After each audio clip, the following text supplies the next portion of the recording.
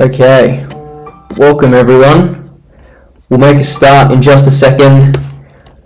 If you can hear me, leave a comment in the chat, W, F, anything. Comment in chat if you can hear. And let me know if it's a bit too quiet as well, because last time we started and it was too quiet. So I can always turn up the volume. Hang on, it looks like it's too loud. Okay, hopefully that's okay. Can I get some comments in the chat? Is that okay? Can you guys hear? Yep, I turned it down now. Hopefully that's a bit better now.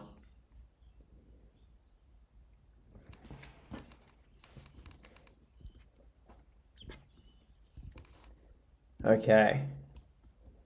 Definitely loud enough. Sorry about that. Hopefully it's better now. Same as last stream, there'll be about a 10 to 15 second lag between when you guys type into the chat and when I can read it. So if I'm a little bit late replying to your comments, that's the reason why. Apologies in advance. I'll do my best to answer all your questions today. So as I've said, today is our mod 3 and 4 rapid reviews. Mod 3, we're going to kick through that starting in about 2 minutes time. We'll do about 90 minutes on mod 3, get through the whole thing. We'll take about a 20 to 30 minute break depending on how quickly we move until from 5:30 to 6, and then, 5:30 to 6. At 6 we'll start on mod 4, another 90 minutes, absolutely blow through that as well, and we'll be fully done by about 7:30. So if you think that one module is more helpful for you than the other, you're more than welcome just to do one of them. If you think both will be helpful, do both of them. Absolutely, do that. And if you find halfway through this workshop it's not helpful for you either, by all means you don't have to stay. So it's up to you. Make the most of it. If you have questions, ask your questions. I'll answer all the questions that come in the chat. And just make sure that you leave no stone unturned by the end of this. So we're just creeping up on 80 viewers. See if we can get it to 100. But does anyone have any questions before we do get started? Just type them in the chat. If so, type them in the chat and I'll answer them quickly. And as we do, just wait on the last few to come in.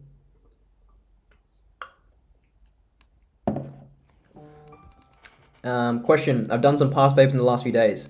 It's not that I don't know the content, but do you think there are any ways to identify how to go about a question? I think the main thing to do for this problem is unfortunately just more questions. Because when you've seen enough questions, and not just doing the questions, but marking them and looking at the marking criteria, when you've been through enough questions and criteria, you realize there are a finite number of questions you get in your prelim, and you've probably seen about 80% of them by now. If you understand how to do all the main lines of common HSC prelim chem questions, you're pretty much guaranteed 80-85% if you're confident, and the last 15% in your exam is how well can you apply that understanding to get the harder questions at the end of your exam, and also with your time management too. That's probably the biggest killer of marks in prelim chemistry. It's just students don't know how to manage time. So if you haven't done timed practice, I recommend you do one before your prelim. We will be doing all of mod 4, so start to finish, IQ 1, 2, 3, all of it.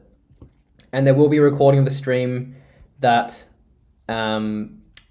goes up after. So the recording will come up probably about 24 to 48 hours after this stream, just because it's a big stream, needs some time to buffer. And there's a question, why do we do these free lessons? Why don't you charge? We do these free workshops because we want to help as many students across the state at the end of the term. We know that you're all super stressed about your prelims, so we want to help you at the critical point in the term. But in truth, we do actually offer a paid program, which is our main program. And I think it's a nice segue just to introduce that. So before I do begin, I'll introduce myself. My name is Jeff. I'm the founder and head of chem at Catalyst Chemistry. And in summary, Catalyst Chemistry is the complete HSC chemistry program that takes you through year 11 and year 12. We're the absolute best at what we do because we're specialists. All we do is HSC chemistry. We don't do IB, we don't do AP chemistry. We don't do any other STEM subjects apart from chem. So that means our sole focus for the whole year, all year round, is just chemistry, and that means we're pretty good at it. I've been doing this for 5 years myself. Amongst our team, everyone's got several years experience as well with the syllabus, and we're all 99 plus ATAR, 96 plus HSC Chem tutors who know a thing or two about the subject by this point.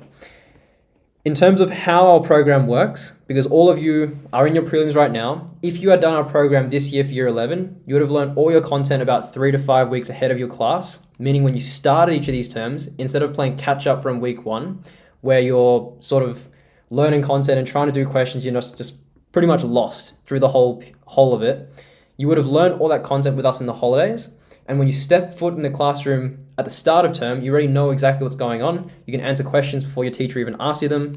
And it just feels much better. You feel confident, you feel great. You go into the exam knowing you're going to crush it. And that's what our students do. It's exactly what they did in 2024. So our top marks in the end, we had a 98 from Emily, who got a state rank equivalent mark. Unfortunately missed out just. We had a bunch of 96s, heaps more band 6s, and in terms of ATARs, they're up on the screen as well. We have a bunch of testimonials that are positive. So we're 5-star reviews on Google only. And in terms of what makes us the best option in New South Wales, in our opinion, we have the best tutors. So everyone, as I said, 96 plus HC Chem, state ranking tutors.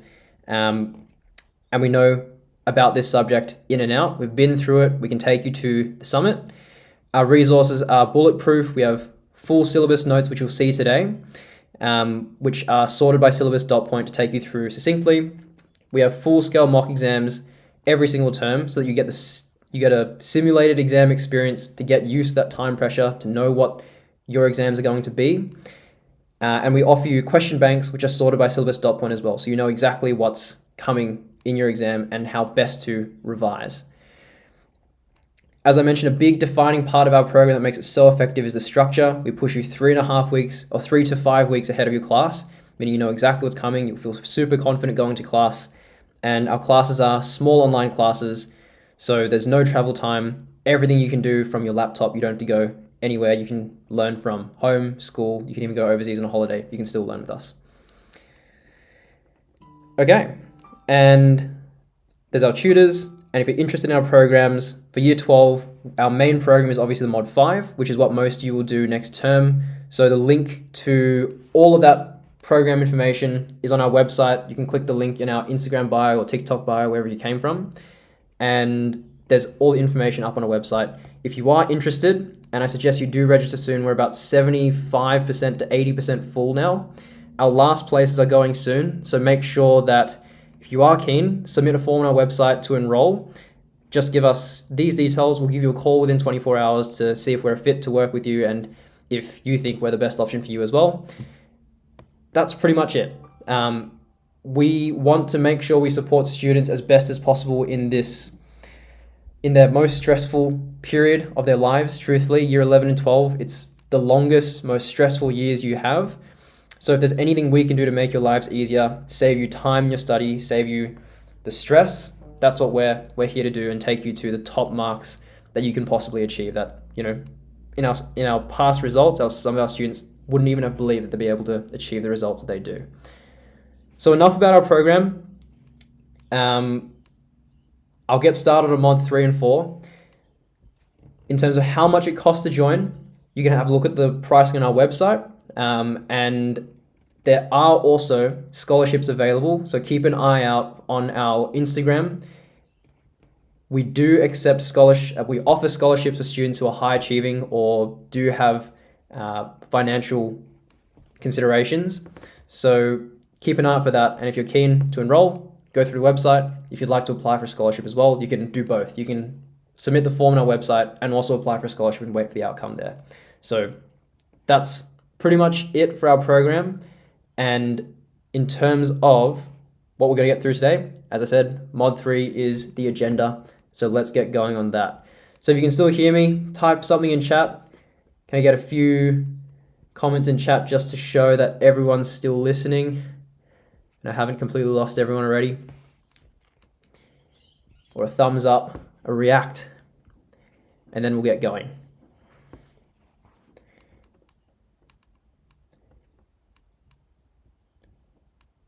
Okay, can hear, that's good.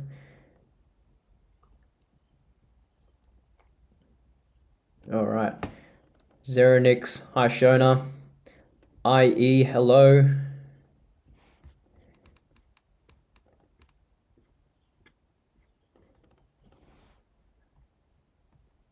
Okay, cool. Let's get going.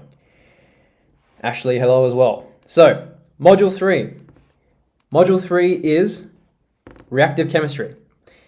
It's a pretty challenging module to wrap your head around, considering it's mostly abstract in terms of what you're asked to understand. So you're asked to understand what reactions are, fundamentally. You're asked to understand this abstract concept of oxidation and reduction, which is, until you put visual explanations to it, I find it very difficult to understand. You then talk about galvanic cells, and you talk about, at the very end, a really important concept, rates of reaction and what collision theory actually is. Collision theory in particular stays relevant all the way through to the day you take your HSC and only gets more important from here, which is why I spend so much time emphasizing its importance and trying to explain the way it works. So let's get straight into it. These are the topics, as I just said, as a list of things we'll get through today and how I grade them in terms of their difficulty. We'll sort of move through the starting portions a little bit quicker. I think metal reactivity is an area of the syllabus a lot of students will miss, so we'll make sure to cover that. Oxidation reduction, galvanic cells, redox half equations, predicting redox spontaneity. They are your harder conceptual pieces of understanding to get through. And at the very end, as I said, we'll talk through rates of reaction, collision theory. Really nice to work through. So, starting off simple.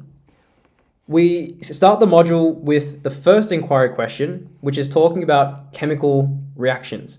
The question asks, what are the products of a chemical reaction? And it starts just asking us to identify how you can tell a chemical reaction has actually happened. And you can tell from several different signs, which you should know by now. It could be the production of bubbles, which suggests the production of a gas. You could have production of an odor, so a smell, again, suggesting you've produced a gas. A change in temperature, whether that is an increase in temperature or decrease in temperature. Comment in chat which of these would be, if you had an increase in temperature of your surrounding. Comment in chat, would this be an exo or endothermic reaction that has proceeded? Let me know.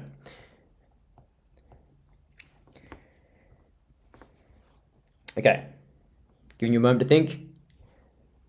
If you had an increase in temperature of the surrounding, this would mean that your reaction has released energy into the surrounding.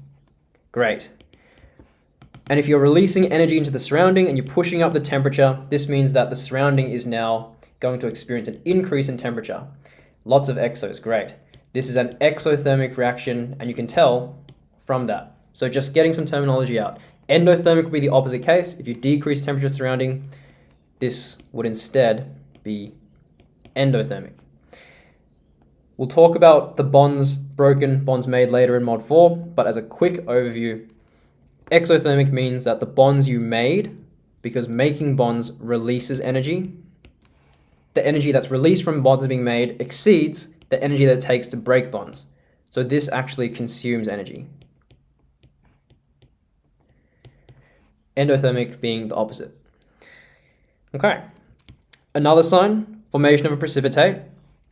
So that's the production of an insoluble solid. When you combine an anion and cation together that are insoluble when combined, you can see a change in color.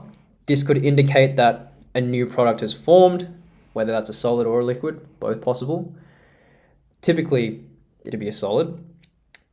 And more often than not, chemical reactions are difficult to reverse. So if you apply the condition to make the chemical reaction happen, you reverse whatever that action is. Typically, the reaction will not reverse, although this is not always true. And for all of these indicators, these are just indicators. They are not surefire signs a reaction has happened. It just suggests that it may have happened. An important case is, for example, if you observe a change in color when you mix a bucket of green paint with a bucket of red paint, it doesn't mean a reaction has happened. It just means that the colors have mixed together. So with all of these indicators, yes, they oftentimes mean a reaction has happened in the context of chemistry, but they are not surefire. Question in the chat: how do we know which aqueous solutions form precipitate? Great question. It's all to do with your solubility rules, which come in later in this module. So solubility rules, you should have some sort of system to remember it. My favorite is NAG, SAG, PMS, Castro-Bear. NAG, SAG, which stands for nitrates, acetate, group 1, sulfate, ammonium, group 7 or 17. So these are your soluble ions. And let me just take this down to the bottom so I have a bit more space. So these are your soluble ions. The exceptions are PMS, Castro-Bear,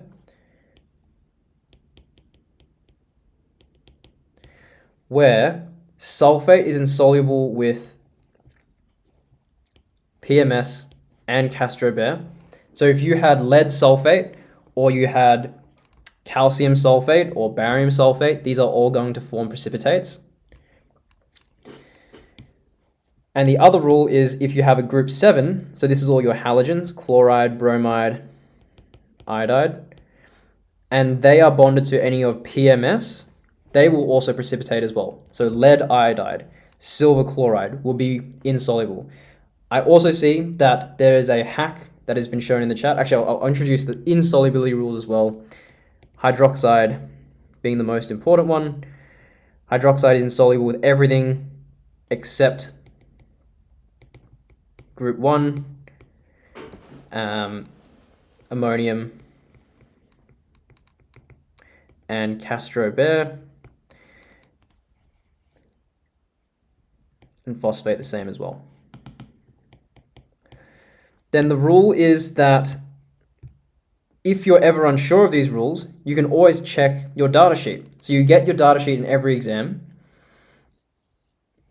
And here you have a list of solubility constants where any of these compounds, you'll learn next year why this is true, but any of these compounds, if you are making these in a reaction, these will all be insoluble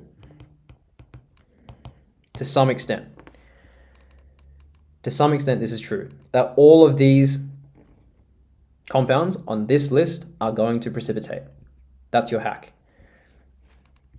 Okay, do we need to know this for prelims? I would say yes, to be honest, because you need to know precipitation reactions. You need to know when you are forming precipitate or not. Definitely, I would say you need to know it. Okay, cool, jumping back in. So we've seen some chemical change indicators, and we understand from previous that a chemical change implies that you have some sort of rearrangement of bonds. So you have some sort of change in chemical composition. Some sort of change in chemical composition. From your reactants to your products, it's not the same. That has to be the case for a chemical reaction. Okay. We're then required to be able to model a chemical reaction. And as I go through, if you have any questions, just type them in the chat, rattle them off. Any comments, just put them in. That way I can keep up to date with how you guys are traveling. Modeling chemical reaction. First thing to understand is, what is a model? For a model to be a model, it just has to be something that makes a difficult concept simpler to understand. That's it. It can be a depiction, a description, idea. It can be pretty much anything, a diagrammatic drawing. And it just has to make something simpler. The drawback of any model is if you're simplifying something, it's never going to be fully complete. It's not going to capture the whole process that is typically very complex. So for our purpose, we're trying to model a chemical reaction, very complex process. And we make it so simple that we just turn it into balls and sticks, our MOLIMOD kits. So we can model any reaction using a MOLIMOD kit, taking together balls for atoms, sticks for bonds, and showing essentially that we have a chemical reaction happening from the rearrangement of these balls and sticks. So you should be able to make a MOLIMOD kit, draw it, and you should be able to look at a MOLIMOD kit and also derive the chemical reaction, what it's talking about, if you're told what the balls each represent.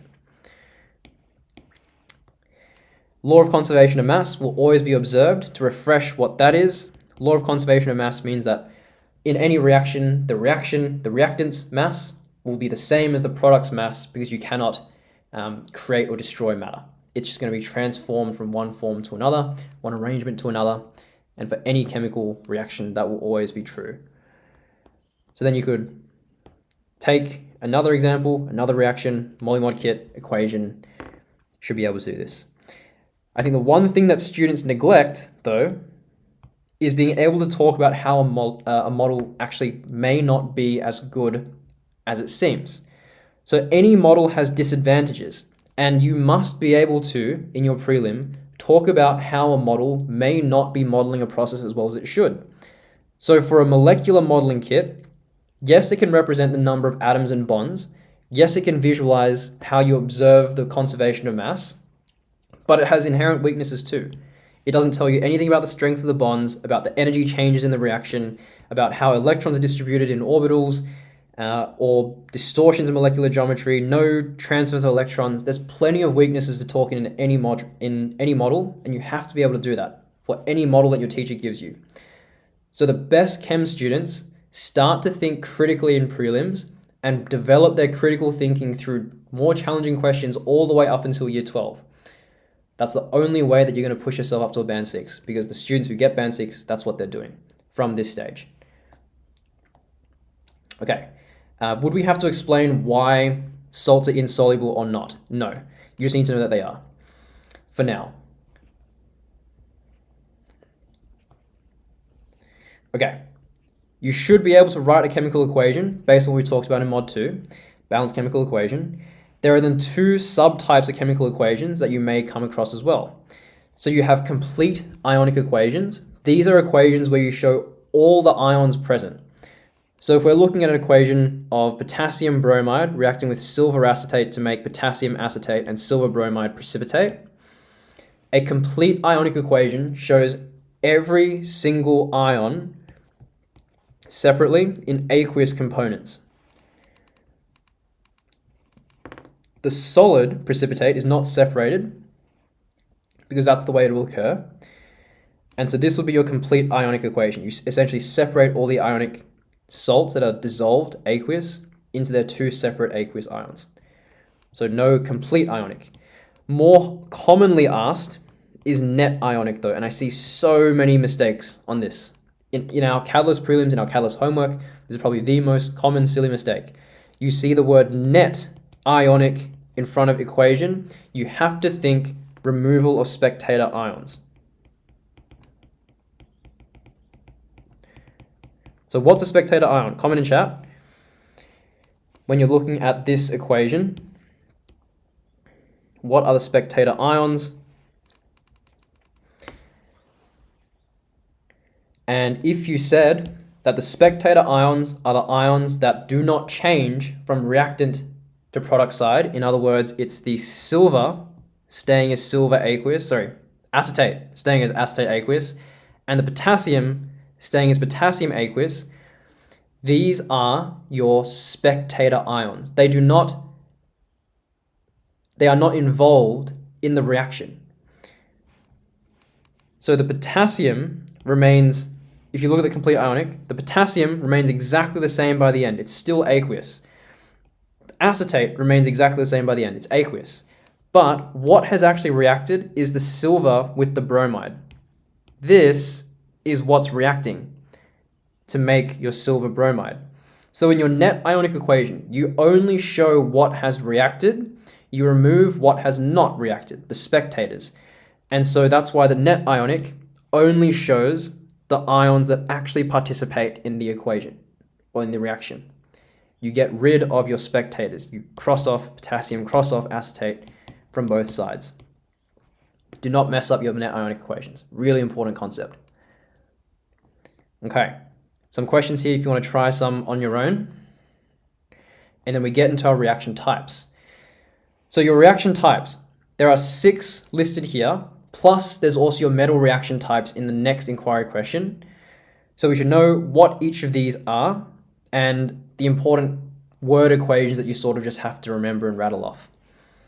So in terms of synthesis, synthesis implies you take 2 or more substances and combine them together into a new substance, which is typically just 2 substances combining into one, is the most common type of synthesis you'll see.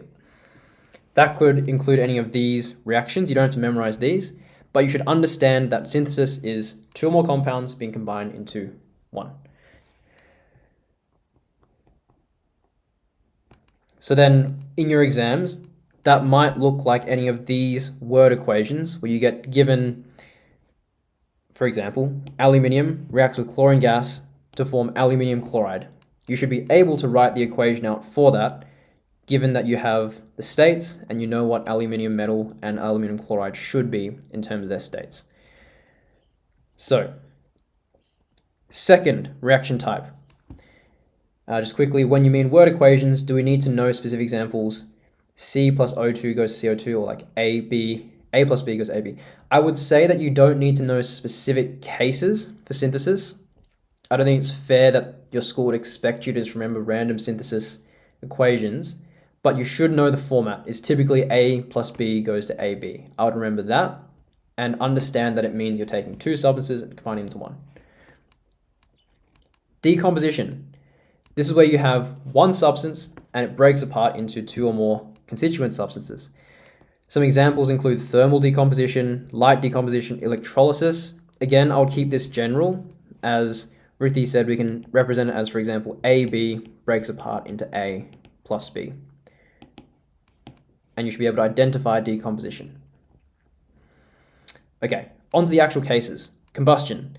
You need to know combustion of metals, combustion of organic substances. So an organic substance is something that contains carbon and typically hydrogen. It may contain other atoms as well, like oxygen.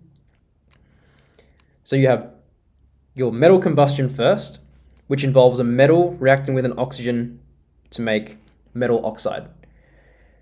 And to define combustion as a word before we actually go into all that, combustion means burning of a substance in oxygen. Burning of a substance in oxygen. So when you hear combustion, think oxygen. There has to be oxygen in your reactant side.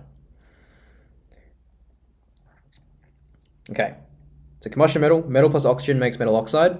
Combustion of organic substances, you have 2 types of combustion you must know.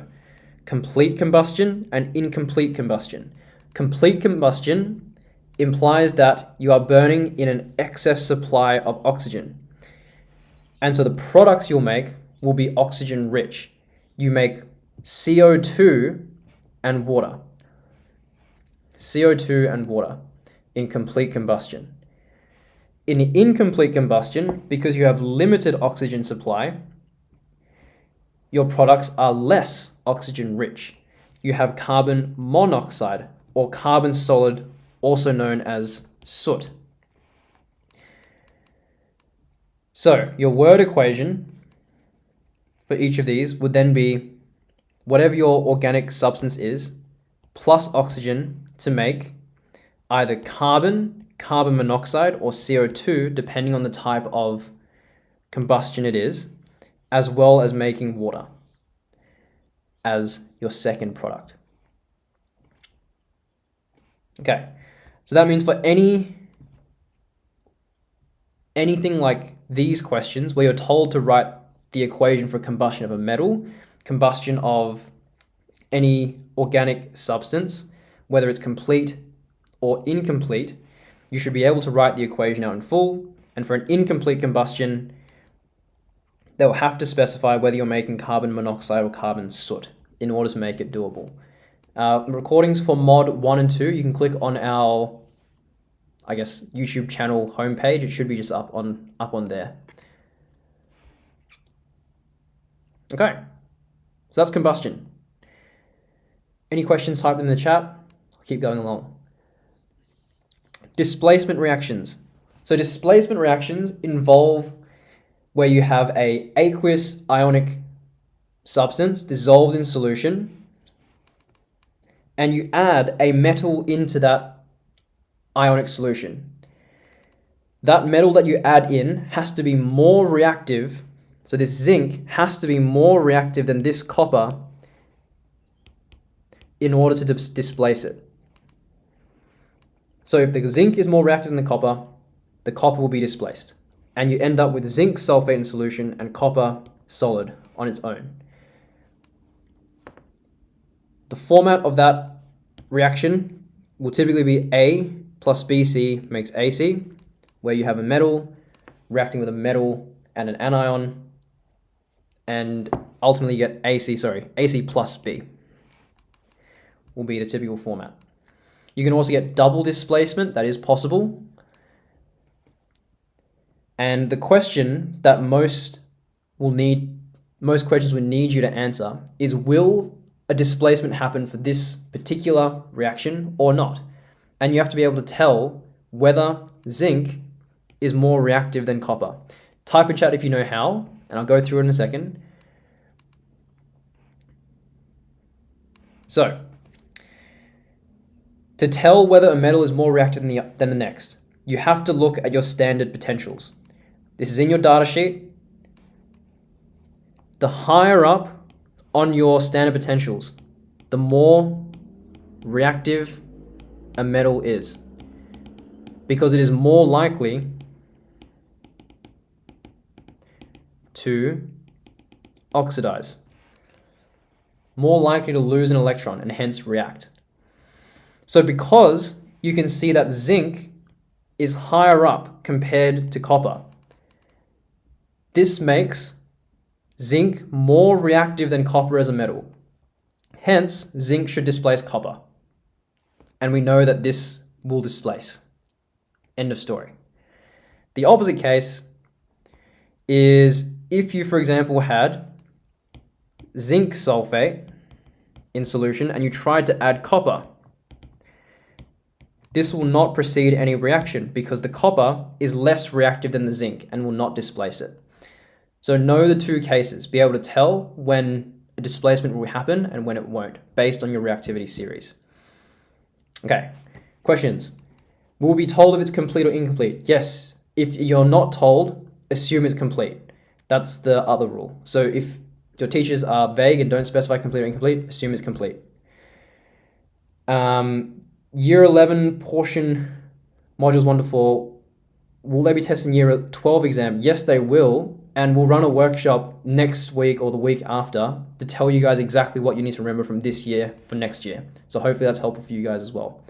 If you want to come along to that, type in the chat so we know that you want to, so that we know we should put it on. Yes, higher up it is. Formula sheet, correct. Great that it's helpful. I hope we're not fully cooked. And yes, you'll be told if it's complete or incomplete. Sorry about the lag. It's just a little bit, about a 10 to 15 second lag from when I see your message to when I've last spoken. By the copper being solid in the original displacement reaction, does that mean the copper would build up on the original zinc piece? No, I wouldn't say so. I don't think so. It would be separate. I think you're thinking about galvanic cells, but it's a bit different here. Is the zinc oxidation? I'm not sure what you mean exactly by that. Do you mean, is this displacement oxidation? Or do you mean, is the zinc oxidized? Maybe that's what you mean. We can have a quick look at oxidation states jumping ahead. Zinc is 0, zinc here is 2 plus, so we've gone from 0 to 2 plus.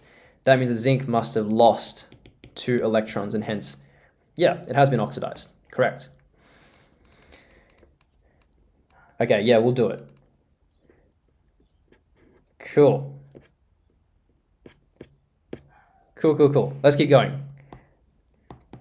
So precipitation reactions, up next. We have For any two ionic solutions combined with ionic compounds dissolved, you should be able to tell if precipitate forms or not. This is what we're talking about before with solubility rules. So with solubility, what solubility means is it's a measure of how much of a solute you can dissolve in solution.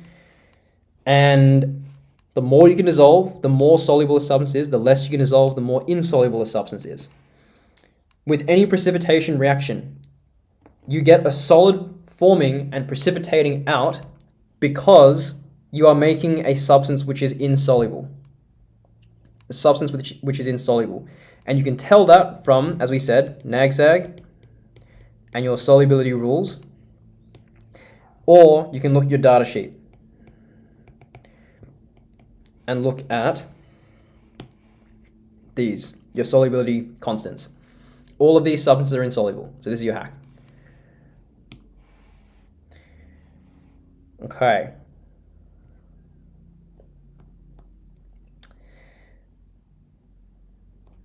Cool. These are a more complete set of solubility rules. So this has nitrates, acetates, group 7/17, sulfates, carbonate, phosphate, hydroxide, sulfides, group 1, and ammonium. This is the complete set. You can't go wrong if you know all of that. Me personally, I memorized this for my HSC all the way back. I'm sympathetic to everyone not wanting to memorize something so all-encompassing. So NAGSAG is a nice middle ground, and then your data sheet is your fallback and your lowest effort way of getting around solubility. Okay, so as a case, let's walk through one quickly. If you mix together silver nitrate sodium fluoride in silver nitrate and sodium fluoride, the possible products you would get from a precipitation reaction would be sodium nitrate as well as silver fluoride. The question is, how do you know if one of those is going to precipitate or not? You use your solubility rules. So let's walk it through. Sodium nitrate, first up, NaNO3.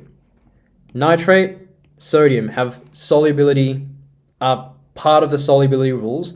All nitrates are soluble, which means this is definitely soluble, and also sodium. All salts of sodium are soluble. So this is definitely soluble. You can then also check silver fluoride. Silver fluoride, let's check for silver. It doesn't appear in our solubility rules.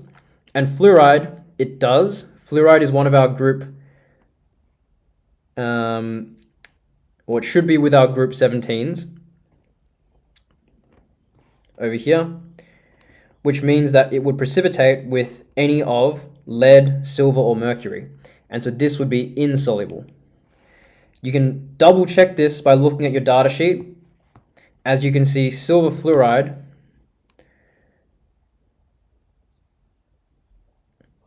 is not there. So that's one of the exceptions. And this is why the data sheet is not always foolproof with these rules. Okay. Cool. So reactions involving acids, there's a few you have to remember as well. A few questions in the chat. You probably wouldn't need to memorize an example of synthesis and decomposition exactly. It's safe to have one, but it's not going to be like a direct recall of a specific synthesis or decomposition case study. At least it shouldn't be. The document is reserved for Catalyst students only who are enrolled in our program. So this document itself won't go out, but the recording of this will. Hurlstone, do you recommend past papers from schools like North Sydney Boys or James Roos, or stick to schools of similar ranks? Do papers from reputable, strong schools who get strong results, because their programs are the ones that push students to the top of the state. So take that, and that's the advice I'd recommend. Obviously, Catalyst papers, we write them based on all of these papers combined, and so I would obviously recommend Catalyst papers. You have access to those. For the rules of increasing reactivity in the data sheet for metals, do we need to know which are more reactive with cold and hot water? Yes, you do. We'll talk about that later. Does that mean silver fluoride is a solid? Yes. Okay. Reactions involving acids. You have acid base to make salt and water. Acid carbonate makes salt, water, carbon dioxide. Acid metal makes salt, hydrogen, gas. acid metal oxide makes salt water. These are 4 cases you do need to know the word equations for. You should know generally that an acid is a substance that forms hydrogen ions in solution. You'll talk about this more in Module 6 next year. And you should know that a base is a substance which typically forms hydroxide ions in aqueous solution. Again, we'll talk about this in more depth next year. I am just wary of time, so I will start to move along. We won't get through all this. Little summary table here with all these reactions together. And very quickly on the cycad fruit case study, understand that you can purify the cycad fruit through several different methods. I don't really want to talk about this too much, but some notes are up on the screen here. Okay, on to the second inquiry question. We have predicting reactions of metals. Inquiry question is, how is the reactivity of various metals predicted? And that's really what you're trying to do through the start of this module, as Jack has asked with the reactivity of cold water versus hot water. That's what we're trying to do here. So there are 5 metal reactions you need to know. Word equations are all here. Metal and liquid water and metal and steam are different. They form different products even though you're still reacting with water. Active metal and acid, metal and oxygen gas, and then our displacement from before, metal solid with metal ions, where the metal solid is more reactive than the ions. So, essentially, what you would have done at school, hopefully, is you would have done some experiments to test metal reactivity through each of these reactions. You would have tested metal reactivity with water by testing different metals in cold or hot water in order to see what does and doesn't react. And in doing that, you would be able to form a series where you find out that potassium, sodium, lithium, barium would react with cold water to make metal hydroxide and release hydrogen gas. You would find that magnesium, aluminium, zinc, and iron, as well as these top metals, would also react with steam to make metal oxide and release hydrogen gas. And all other metals which are less reactive don't react with steam or cold water. And you're able to create 3 segments of metal reactivity when you're comparing their different reactivities with hot versus steam, cold water versus steam versus any water that doesn't react. So that's the point of these experiments. You have to be able to explain to your marker how this experiment helps you to find metal reactivity and convey the actual barriers where metals become either more or less reactive, and you have to memorize that, unfortunately. So the easy way to remember it, and I'll show you in a big table down the bottom, the easy way to remember it is an important cutoff between calcium and magnesium. In truth, calcium's reactivity on the data sheet is actually a little bit lower than what is shown in reality, but anything lower than, sorry, it shouldn't go below magnesium, it should go just here. So anything below calcium and sodium will not react with cold water.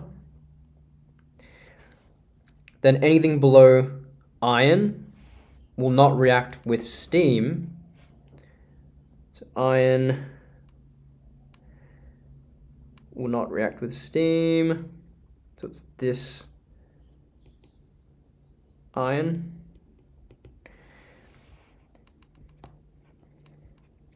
And the lines sort of are shared with the other reactions as well.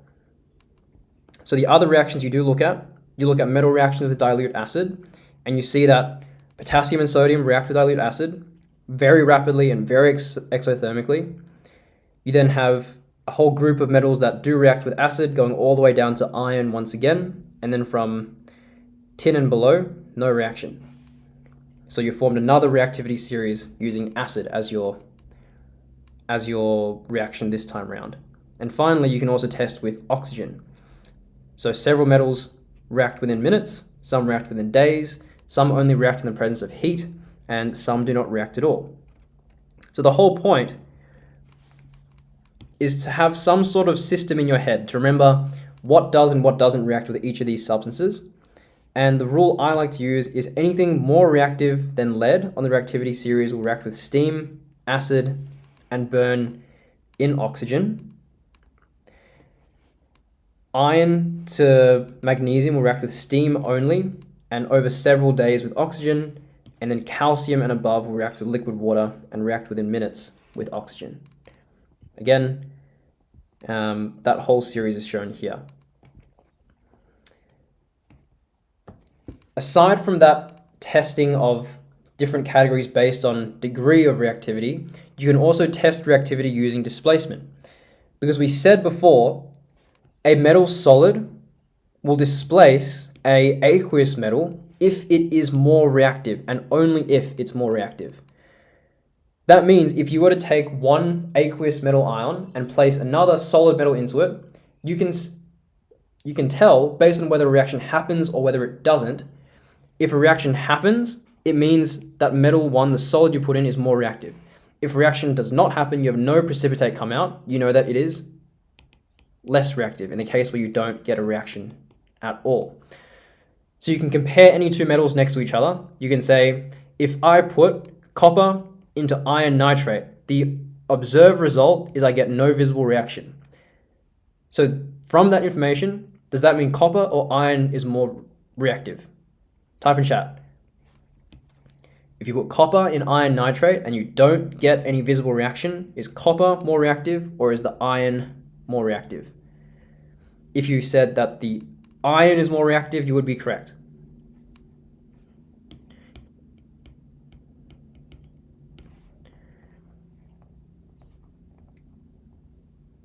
Okay. What would be an example question in the test with these metal reactivity? They could ask you to design an experiment to tell apart the different reactivities of metals. So you have to design an experiment, 3 marks, entirely fair question. They could give you 3 metals and ask you to design an experiment to tell apart the reactivity of those 3 metals specifically. They could ask you basically any of these methods or reactions specifically and ask you to use that specific method to tell apart metals. That's a slightly harder question because they narrow in rather than give you options.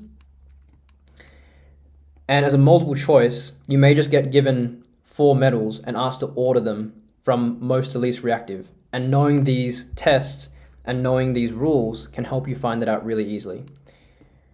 So there's definitely a fair few ways they can ask it in your exam. Okay.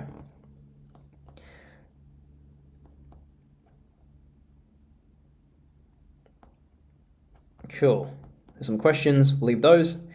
And as we've spoken about in Mod 1, we have metal reactivity trends where depending on how far to the left, to the right, or how far up or down the group a metal is, the reactivity will change. So you can explain this in terms of atomic radius, ionization energy, and electronegativity. So in terms of atomic radius, you know for metals that it increases going down a group, and it also decreases going to the right. So atomic radius has a diagonal left arrow. With how it changes, you explain that in terms of your added shells as you go down the group, and going from left to right. We spoke tons on this last week. As you go from left to right, you are adding in electrons to the outer shell. It's the valence shell. So let's say you add in a 5th electron to this valence shell as you move across once again, but you're also adding in a proton into the nucleus. So that increases the net nuclear attraction from the protons in the nucleus, and the shielding does not change because you've simply added in just 1 more electron. Say that there would be another inner shell of electrons here. The shielding hasn't changed because you've only added an electron into an outer shell. The inner shell still has the same number of electrons, and that means that the outer shell will now be pulled in slightly stronger than it was before, decreasing atomic radius left to right. Okay, ionization energy. Ionization energy is the energy required to remove an electron from the valence shell. It decreases going down the group, and this is very important for reactivity. Very important. Because metal reactivity Metal reactivity is really defined as how easy is it to remove an electron from the metal. So it's directly correlated with this ionization energy. As you go down the group, you are adding more valence shells and increasing the shielding significantly, which means that it is easier and easier to remove electrons as you go down, meaning it's easier to react to metal, which is why cesium, all the way down here, is one of the most reactive metals because of how many inner shells it has and how easy it is to liberate that electron on the outer valence shell. Then going from left to right, because you have more protons in the nucleus, same number of inner shells, the shielding remains unchanged, but you have more nuclear attraction. As you go from left to right, the ionization energy actually will increase. So for your ionization energy, the arrow that I would draw is ionization energy will be increasing going up, it will be increasing going left to right, hence it's a diagonal to the top right for your ionization energy. And finally, electronegativity, how strongly the valence electron is held to the nucleus in this case, or how strongly an atom just pulls electrons in towards itself. Electronegativity is pretty much correlated with ionization energy, so it is also an arrow to the top left-hand corner, top right-hand corner, sorry. Okay, questions. Concerned with remembering the equation such as metal plus dilute acid, metal plus water? Yes, unfortunately, it just has to be memorized. It's one of those things. And when you've seen enough questions, you understand that if you miss that first step, you may just write off the whole question. So they are worthwhile memorizing. I can explain shielding again at the very end, just because I've explained it a few times. Can we predict reaction spontaneity just by looking at word equations? That is a great, astute question from a Mod 4 standpoint, and the answer is probably not. If you don't have information about enthalpy change, if you don't have information about the entropy change, and you don't have information about the temperature, you can't definitively tell. You can guess, but you can't 100% know without that information. Electron affinity I wouldn't worry about. I wouldn't worry about electron affinity. It's not within scope of HSC. And do flashcards work for chemistry? Yes, if they work for you as a study technique. For me personally, it takes too long to make. I'd rather just do questions and review the questions that get wrong on a regular basis to make sure they get cut out. And the mistakes that I make get cut out. Okay, cool. On to the third part of 5, oxidation reduction. So big ideas here. If you miss the understanding early on, this whole next sort of 2/5 of the module fall to pieces. So you have to understand what redox actually is before you move on to a galvanic cell, or when you move on to reaction spontaneity. Well, not so much, the spontaneity of a redox reaction. So, can I get quick definitions in your own words? What is oxidation? What is reduction? Type in chat. Test yourself and see how close you are to what we say. So what is oxidation? What is reduction? I want to hear.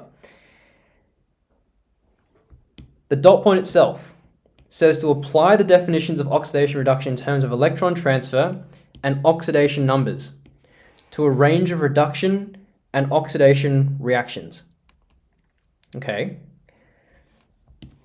So we have to nail down this idea of electron transfer. Super important. And we have to nail down how to calculate these oxidation numbers, both of which are directly accessible. Yes, oil rig is the acronym for oxidation reduction. And Lavanya, that's perfect. Oxidation is loss of electrons, reduction is gain of electrons. Perfect. Invisible Viper. Chan's laptop, yes. Great. Good. Great. Okay. So for any metal reaction, a metal reaction is typically going to involve a transfer of electrons as the metal either goes from a solid form where its oxidation state is 0 to an oxidized state where it is now 2+, it has lost 2 electrons. So, what happens in the reaction of magnesium to turn into Mg2+ when it reacts with hydrogen in an acid? So this H+ from the acid starts with an oxidation state of +1. Magnesium starts at 0. What is happening is the magnesium, in becoming oxidized, releases 2 electrons. It donates 2 electrons. And it loses them. It loses them to what, though? It loses them to the H+. The H+ takes on those 2 electrons, and that H+ has, as a result, gained those electrons and has been reduced. So something has been oxidized, the Mg solid, and something has been reduced at the same time, the H+. In any redox, or any oxidation reduction, it has to be that when an oxidation happens, something else must be reduced at the same time.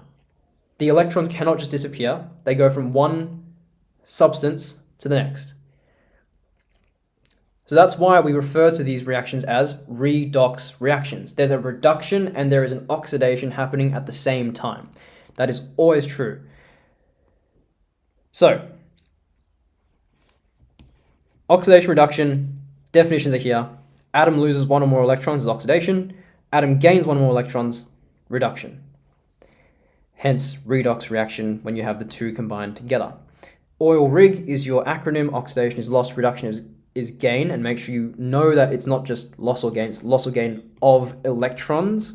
Be very clear with your memorization tools to know actually what they mean. That then brings us on to the idea of oxidizing and reducing agents. Lots of confusion around these. An oxidizing agent is something that causes something else to become oxidized. So the oxidizing agent causes something else to be oxidized. In this case that we just had before, the magnesium was being oxidized. The H+ took on the electrons from the magnesium in order to oxidize it, which means the H+ is the oxidizing agent. The oxidizing agent gets reduced. That's where people get lost. The oxidizing agent gets reduced. And vice versa, the magnesium has caused the H+ to become reduced. Therefore, the magnesium lost its electrons to do that. The magnesium is the reducing agent, and it has caused, and the reducing agent becomes oxidized. That's where people get mixed up. Questions in the chat. Why does reduction mean gaining when reduction means to lose something? I'm not sure actually why that's the case, but it is the case. It refers to the gaining of electrons. It may refer to the reduction of oxidation state. That could be why, because we're going from 0 to minus, or positive closer to 0. That may be the reason why. Because when oxidation occurs, there must be reduction. So we do reduction to oxidize. Yeah, kind of in a way. Like it is confusing, but you cannot have one happen without the other. Because for electrons to go from one substance to another, something had to lose the electrons, something had to gain the electrons. They always happen together. Is oxidizing agent oxidant the same thing? I do believe so, yes. When it is reduced, does it gain mass? Not significantly, because the electrons don't have very significant mass. I would say not significant, and you wouldn't need to worry about it. Reduction, can you please go through and draw a galvanic cell with labels? Yes, we're about to arrive there. Before we get to galvanic cells, we're on oxidation states. You should be able to look at any compound and find out its oxidation states, oxidation numbers. There are set rules which decide oxidation states. Metals typically have a +1, 2, or 3. Non-metals have a -1, 2, or 3 when they combine an ionic compound, and these are the 4 rules you must know, and if you know them, you can find the oxidation state of any compound in existence. Pretty much. For prelim chemistry, definitely. Rule number 1. If you have, there are several ions that will have designated oxidation states. So if you have a fluoride, it will have a -1 oxidation state. If you have a hydrogen as a H+ ion, it will have a +1 unless it's in a metal hydride, which is a very rare case. An oxygen will have a -2, except when it's a peroxide where it's -1. Again, very rare case. So I'll bracket the rare cases to keep your eyes on the main prizes. So hydrogen +1, oxygen -2. Group 1, 2, and 7 will have oxidation states in compounds equivalent to their valencies, whether that's +1, +2, or -1. So those are the first set. There are designated atoms that have designated oxidation states, typically. For molecules with one element only, or for neutral atoms in elemental form, the oxidation state is 0. So if you have a diatomic molecule like H2, Cl2, N2, that's going to be oxidation state of 0. Or a element on its own, sodium, magnesium, argon, neon, oxidation state of 0. Then we get onto our compounds and ions. For molecules and compounds, the overall oxidation number can be found by summing the constituent atoms' oxidation states to be equal to 0. So if you have a magnesium oxide with a charge of 0, that would mean that the overall sum of whatever magnesium's oxidation state is, which in this case is going to be 2+, and oxygen, which is -2, when you sum them together, it equals 0, which is in line with its neutral charge. Similarly, we can take this a step further. I would ask you, what is the oxidation state of sulfur in an exam? And you should be able to answer that in sulfuric acid. So have a think. If you can figure it out before I tell you, type it in the chat. What is the oxidation state of sulfur in sulfuric acid? Let's walk through it. H is one of our known designated oxidation numbers. Hydrogen, H+, should be +1. And because there are 2 hydrogens, it has to be counted for twice when we sum. So 2 times +1. The oxygen, there are 4 oxygens, and oxygen typically has a -2. So 4 lots of -2. And then we have sulfur's state, which I'll just represent as a S. And all of this must equal 0 because the oxidation, the charge of sulfuric acid is 0. We can then solve this for S, where S is equal to -2 plus 8.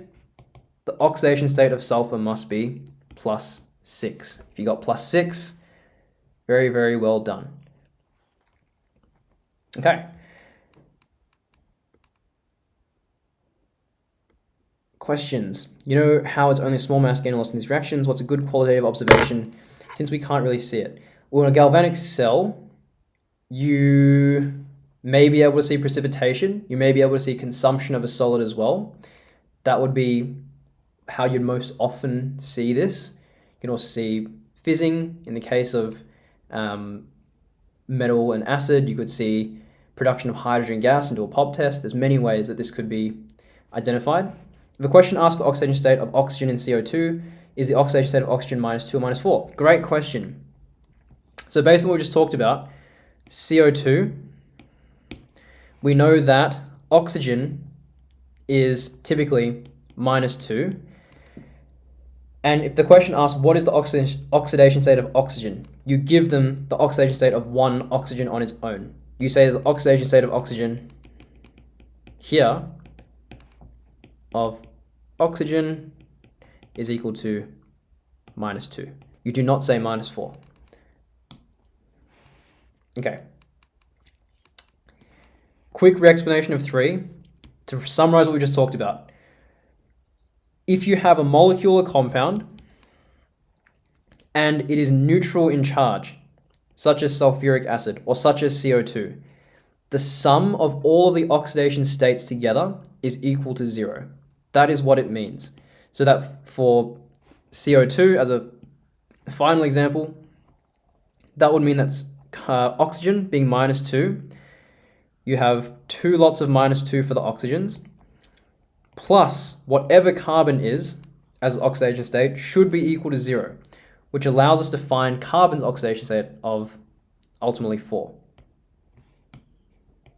Carbon must be equal to 4 to make this statement true, +4. The final rule, rule 4, for ions, the overall oxidation number can be found by summing their constituent atoms' oxidation states to be equal to the ion's charge. So if you have a sulfate ion with a 2- charge, the overall oxidation states summed up for sulfate is going to be equal to -2. That means if you have 4 oxygens, this is 4 lots of -2, plus whatever sulfur is, should be equal to -2. And we can solve this. Sulfur is therefore equal to +6. This is true. You do the same for phosphate, and that's your 4 rules for oxidation states. Know them well, because they can be asked when you are asked to determine the oxidation numbers in a compound, to determine oxidation numbers in an equation, and to compare oxidation numbers in an equation to determine if elements are oxidized or reduced. So you should be able to look at any of these compounds or ions and tell me the oxidation state of the named element in the table, or in fact all of the elements in some of these. Same for those, and same for once you're able to do that, you can then look at an equation and find oxidation states that compare from reactants to products, and say the important thing, which is why we need these oxidation states, is to objectively see whether something has been oxidized or reduced. That is the goal of these oxidation states. So you can look at aluminium in this reaction with an oxidation state initially of 0, because it is a neutral metal atom. And you can see that by the end, aluminium has become +3, meaning that it has gone from having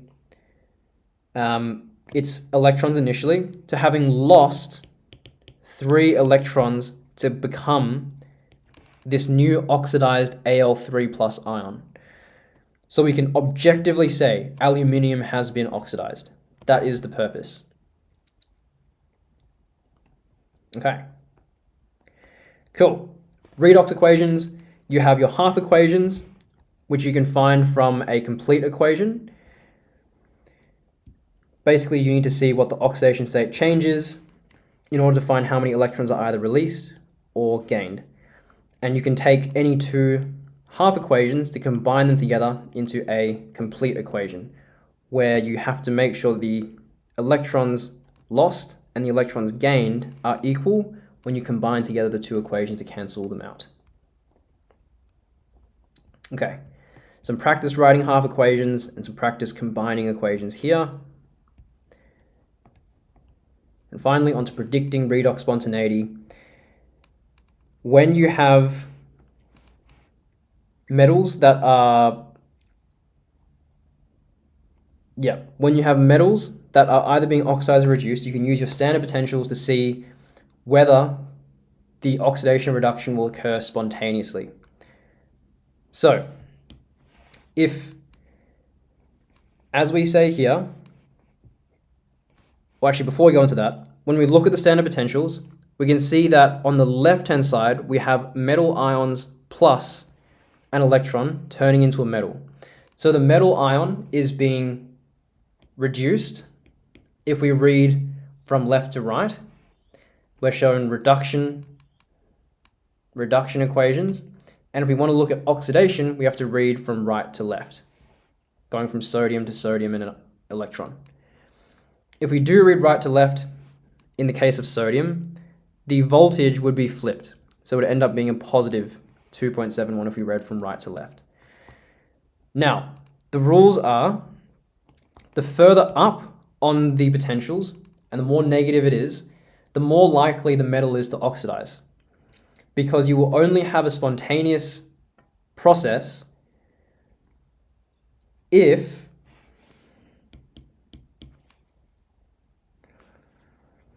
the voltage is a positive one.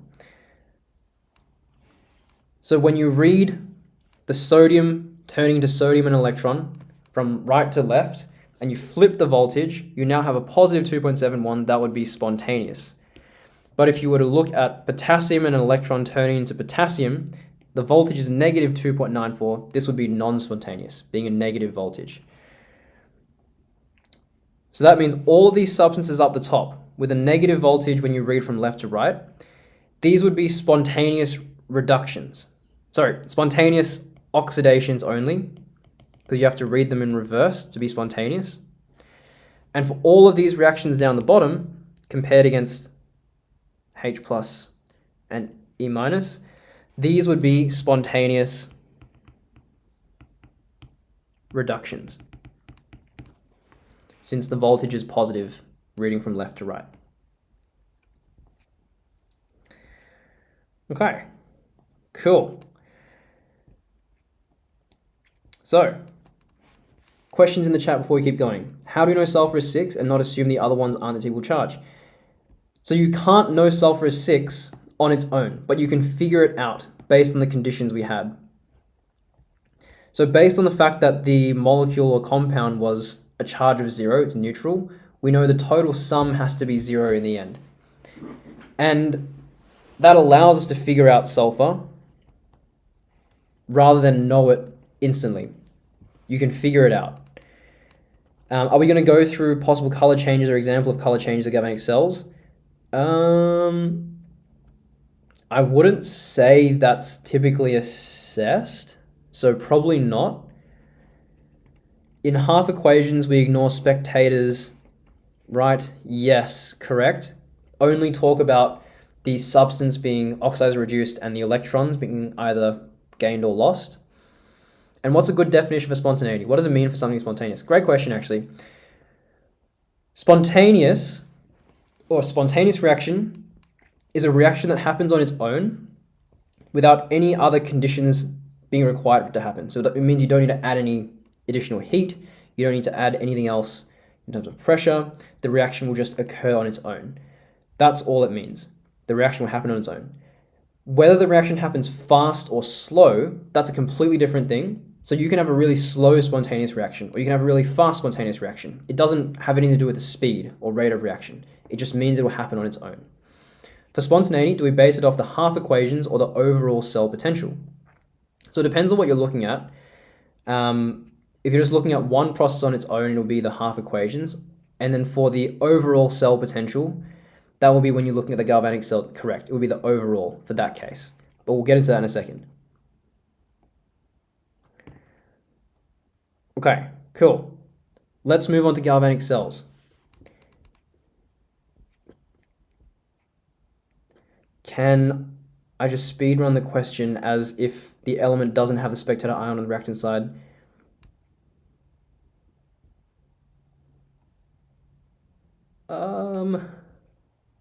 I'm not sure if I understand the question. Might have to ask it in a different way. I'll try again if you can reword what you're trying to ask. Invisible Viper, not sure. Okay, galvanic cells. Here we are. This is sort of the climax of Mod 3. You learn all this stuff about reduction oxidation, then you get onto galvanic cells, which applies that reduction oxidation in the production of electricity. So, dot point reads, conduct investigations to measure and compare the reduction of potential galvanic half cells. Fine.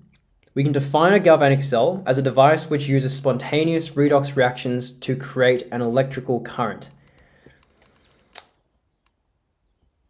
And it converts chemical energy into electrical energy through the use of these redox reactions.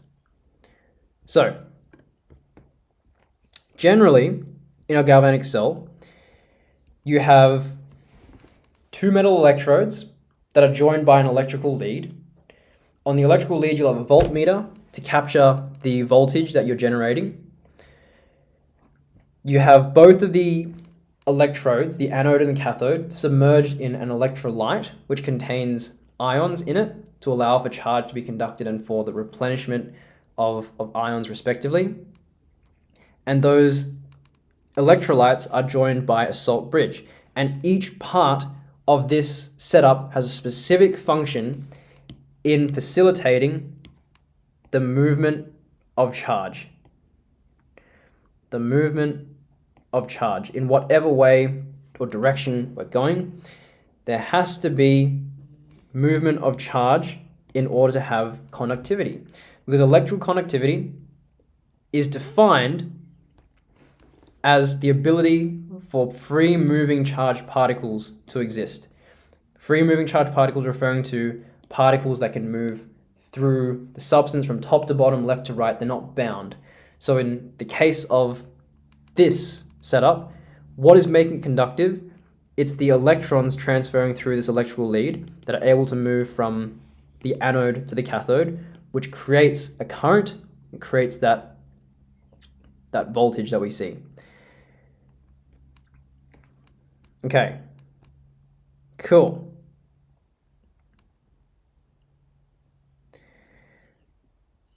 All right. So to explain what happens to the galvanic cell, you have to think of it as a loop or a circuit. It's a closed circuit of charge which just flows around and sort of just keeps flowing and flowing and flowing and generating that continuous movement of electrons to give you that electrical current, because current is that movement of electrons through the wire. So to start off, we have to look at each individual component. We start off with the electrodes. These electrodes are they are what starts this whole conversion of chemical to electrical energy. So the electrodes initiate the movement of electrons or ions through oxidation reduction. The anode, so a nice acronym, ox red cat is for remembering which anode belongs to oxidation and reduction. So the anode is where oxidation occurs. It's what's going to be oxidized to lose its electrons. In this case, we have a zinc anode, which is oxidized. So the zinc is reacted to form zinc 2+ and 2 electrons. The electrons are taken up by the wire because there's something on the other side of the wire which really wants those electrons. We'll talk about that in a second. The zinc ions get shifted into the electrolyte. And if there's zinc ions in the electrolyte, think about what happens to the charge of the solution. If you're putting lots of these positive ions in, you start to accumulate positive charge. And I want you to put a pin in that. That's going to come back to be really important in a second. If you're accumulating positive charge in that solution. On the other side of this setup, you have your cathode, where there is reduction happening. In this case, it's a copper cathode. The copper cathode eats electrons. It takes up the electrons from the anode and it closes that movement of electrons from one side to the other. So one substance wants to lose electrons really badly. One side wants to gain them really badly, which means the electrons do this. They're just funneling across from one side to the other, creating current. On the reduction side, the copper 2+ in solution is actually what gains these electrons, 2 electrons to make Cu solid. And you're having copper ions in solution, let's make it red, that are being taken up into the cathode when they are given these electrons, and it starts to build up around this copper piece. And if the copper ions are leaving the solution, think about again what happens to the charge in the electrolyte. If you're losing copper ions from the electrolyte, you are going to accumulate negative charge. Really important in a second. Put a pin in it once again. So we've done the first half of this circuit, the external circuit, going from zinc, the anode, electrons traveling across to the cathode, electrons being taken up by copper ions to be reduced, which now sort of build up around the cathode. It's also important to note the zinc anode, as it's being reduced, will start to shrink in size and sort of become a thin remnant of what it initially was. And you get left behind with these accumulated charges in the two electrolytes, which you can refer to as the analyte and the catholyte respectively, corresponded with the anode and cathode. Okay, we're almost there. If you know what the importance of these accumulated charges is and how we solve this problem, type that in the chat. So the problem with these accumulated charges, if you build up a lot of positive charge, it becomes increasingly hard to put more positive charge into that solution. And at the same time, if you build up lots of negative charge in the right-hand side solution, it becomes harder and harder to remove positive ions. Eventually, if you build up enough charge, this whole system stops because it's too hard to proceed these two reactions. Great. Those who are saying salt bridge to solve this problem is perfect. So the solution to this built-up charge is the salt bridge. The salt bridge is essentially, you think of it as this tube that connects the two solutions. Inside the tube is a gel-like solution which holds ions that are soluble. In this case, we have a potassium nitrate salt bridge. Potassium nitrate salt bridge. There are potassium ions and nitrate ions in here. Actually, I'll put them the other way. Be more sensible. NO3 minus, let's make it a better color. NO3 minus and K plus inside the salt bridge. As positive charge accumulates on the left-hand side, the salt bridge airdrops in nitrate ions, negatively charged ions, to keep the charge relatively neutral. And on the other side, the potassium is dropped in to keep the charge relatively neutral. They both reverse the accumulated charge, keeping the charge neutral, preventing buildup of charge, and to keep the system running. And so once you've dropped in those ions to keep the charge neutral, another reduction oxidation happens, electron moves across, charges accumulate, salt bridge drops in ions, charges disappear. Reduction, oxidation, charges accumulate, salt bridge drops in ions, charges disappear.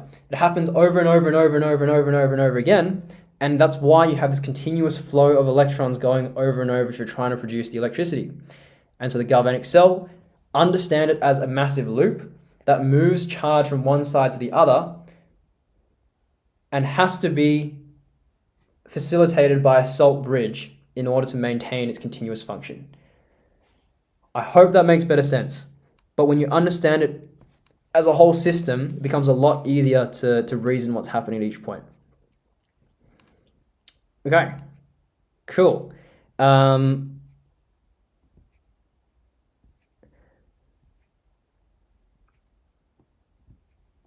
Okay, cool. So the final part for galvanic cells here is talking about when you know they're going to be spontaneous or not. So this is all the context we sort of talked about before with the lead, the voltmeter, the electrolytes, salt bridge, and now we know the galvanic cell, how it works. It may appear that it's a continuous, infinite electricity glitch, but in truth, there are ways that the galvanic cell can still break down in the end, and it's three ways. Either you deplete the anode, so you've used up all of your zinc anode and it's completely shriveled up, there's none left, you can't do any more oxidation. You may deplete the catholyte, which means you take all the copper out of the solution so that you can't do any more reduction. You may deplete all of the salt bridge, which means you now build up charge and the system breaks. And the simple solution to any of these problems is you just replace the parts that have worn down. And the cell will run again. Question is, where does the copper go? So the copper ions that started in the catholyte solution over here, they get turned into copper solid and they aggregate around the initial copper solid piece and then just build up. They build up around it and sort of fatten out the cathode. In the drawing of a galvanic cell, what are the key labels that must be written to get the full mark? Good question. You must draw the electron flow direction. Do not forget this. The electron flow direction is key, showing the flow from anode to cathode. And then all the labels here, I would say, are also important. But the electron flow is where people lose the most marks, for sure. When you say that negative charge accumulated in cathodic half cell, is it because of the loss of positive charge or something else? Yes, it's because you are losing positive charge from the solution. The positive charge ions are being taken out because electrons are coming in and reducing them, making the solution relatively more negative.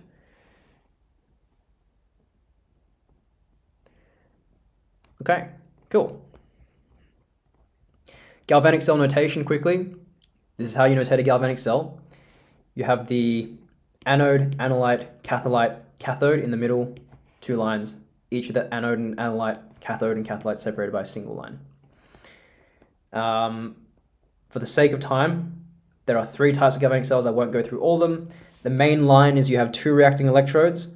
You can have non-reacting electrodes, and you can have a standard hydrogen electrode as well, where you have gaseous redox happening. So beware of these trickier ones. And you should also be able to predict when a redox reaction will actually spontaneously happen. What that means, I think as we said before, is when you have to combine together half equations to figure out whether redox will be spontaneous. So when you're predicting redox reactions to be spontaneous or not, you have to consider which reduction standard potential is more negative, because a more negative potential will be oxidized whilst the other will be reduced. And you have to ask, is the cell potential positive? Because a positive cell potential will create what we call an electromotive force, which is what is going to push the electrons through the wire. Okay, so here's a worked example. A galvanic cell is constructed between a magnesium electrode in magnesium nitrate electrolyte and a silver electrode in silver nitrate electrolyte. Write the reduction or oxidation half equations and the overall redox equation. Determine whether the redox reaction is spontaneous and write the galvanic cell notation. Okay, so first step, you determine what is being oxidized and reduced using the standard potentials. You can see that magnesium has a higher or more negative standard potential on the list, being negative 2.36, meaning it's more likely to be oxidized, compared to the silver, which is more likely to be reduced. You then show the full redox equation. So you create a balanced equation by combining the 2 redox half equations, as we looked at before. You'll need to match the electron numbers, so multiply the silver equation by 2, and you end up combining to find this. Now, this is where people will screw up continuously. Depending on whether you take the potential for the reduction of the anode or the oxidation of the anode, this will decide whether you want to subtract it or you add it. So to keep things really simple, what I prefer to do is I prefer to change it to this one, where you find the overall E0 of the cell is equal to the E0 of the reduction of the cathode, because that's what's happening in the reduction. In that cathode is reduction. So that would be the E0 of the cathode is 0.8. And I would add the E0 of the anode being oxidized, which has to be inverted. Since if we're looking at the anode in this form with a voltage of negative 2.36, this is referring to a reduction. But if I wanted to look at the oxidation of magnesium going from right to left, the potential would instead be positive 2.36 volts.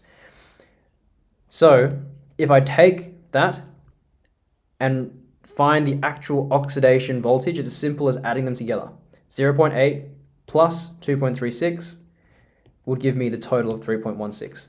The other way you can do it is you use a negative in your equation and you don't bother with changing the oxidation potential or the cell potential for oxidation. Rather, you just leave it as the reduction and you subtract the reduction potential. It's the same thing, but for me, the second one just makes more sense. You can do either, up to you.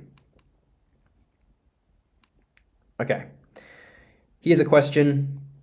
Here's some questions. Here's another question. Here's another question. Here's another question. And here are some of those answers. So take these for the road if you need some more Mod 3 questions. We won't do them here because we don't have quite enough time to do all of them. Okay, final part. Some questions before we move on.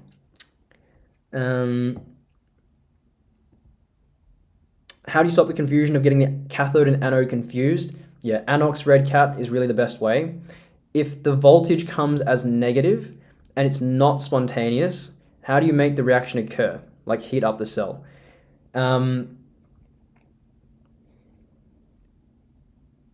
Well, yes, that's one way potentially. It could also mean that you've just got the anode and cathode the wrong way around.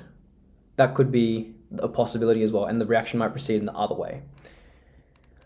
Could you quickly explain the properties of platinum in a galvanic cell? So platinum is a inert or non-reacting cathode, which means all it does is transmit the electrons into the solution. So a case here is the non-reacting electrode has a platinum wire here, and you have on the left-hand side, you have your anode, where you have oxidation happening. The electrons get moved over into the platinum wire, and all the platinum wire does is it passes the electrons into solution, where you might actually have reduction happening between ions in solution, not involving the cathode itself. So, or the platinum wire. So you might consider that the cathode is actually in the solution as something else. The Mod 4 review will be on this same stream, so stay on this stream if you're planning to attend the Mod 4 one.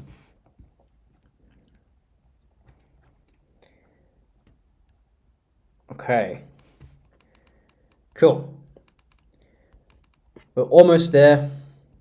Stay strong. It's a big module, so we're at the very last bit.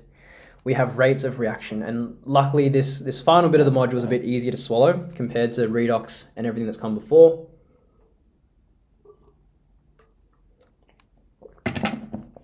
So let's get into it.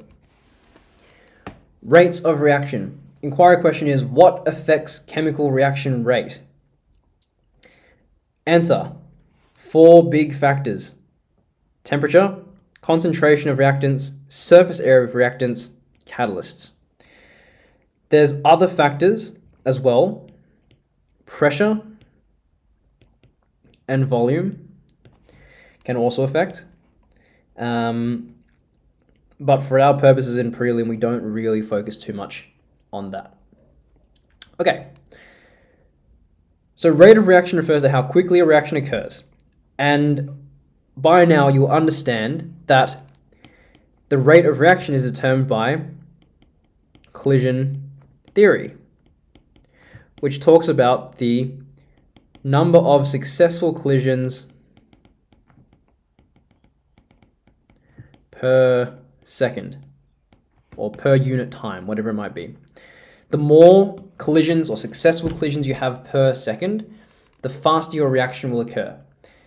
And each of these factors changes how many successful collisions per second happens. You should be able to explain how though. So for any reaction,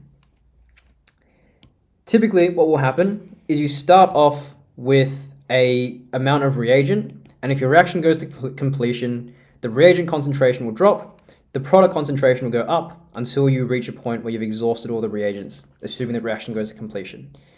You'll see that the rate of reaction actually slows down as the reaction proceeds. So the gradient of this line is linked to the rate of reaction. The steeper the gradient, the faster the rate.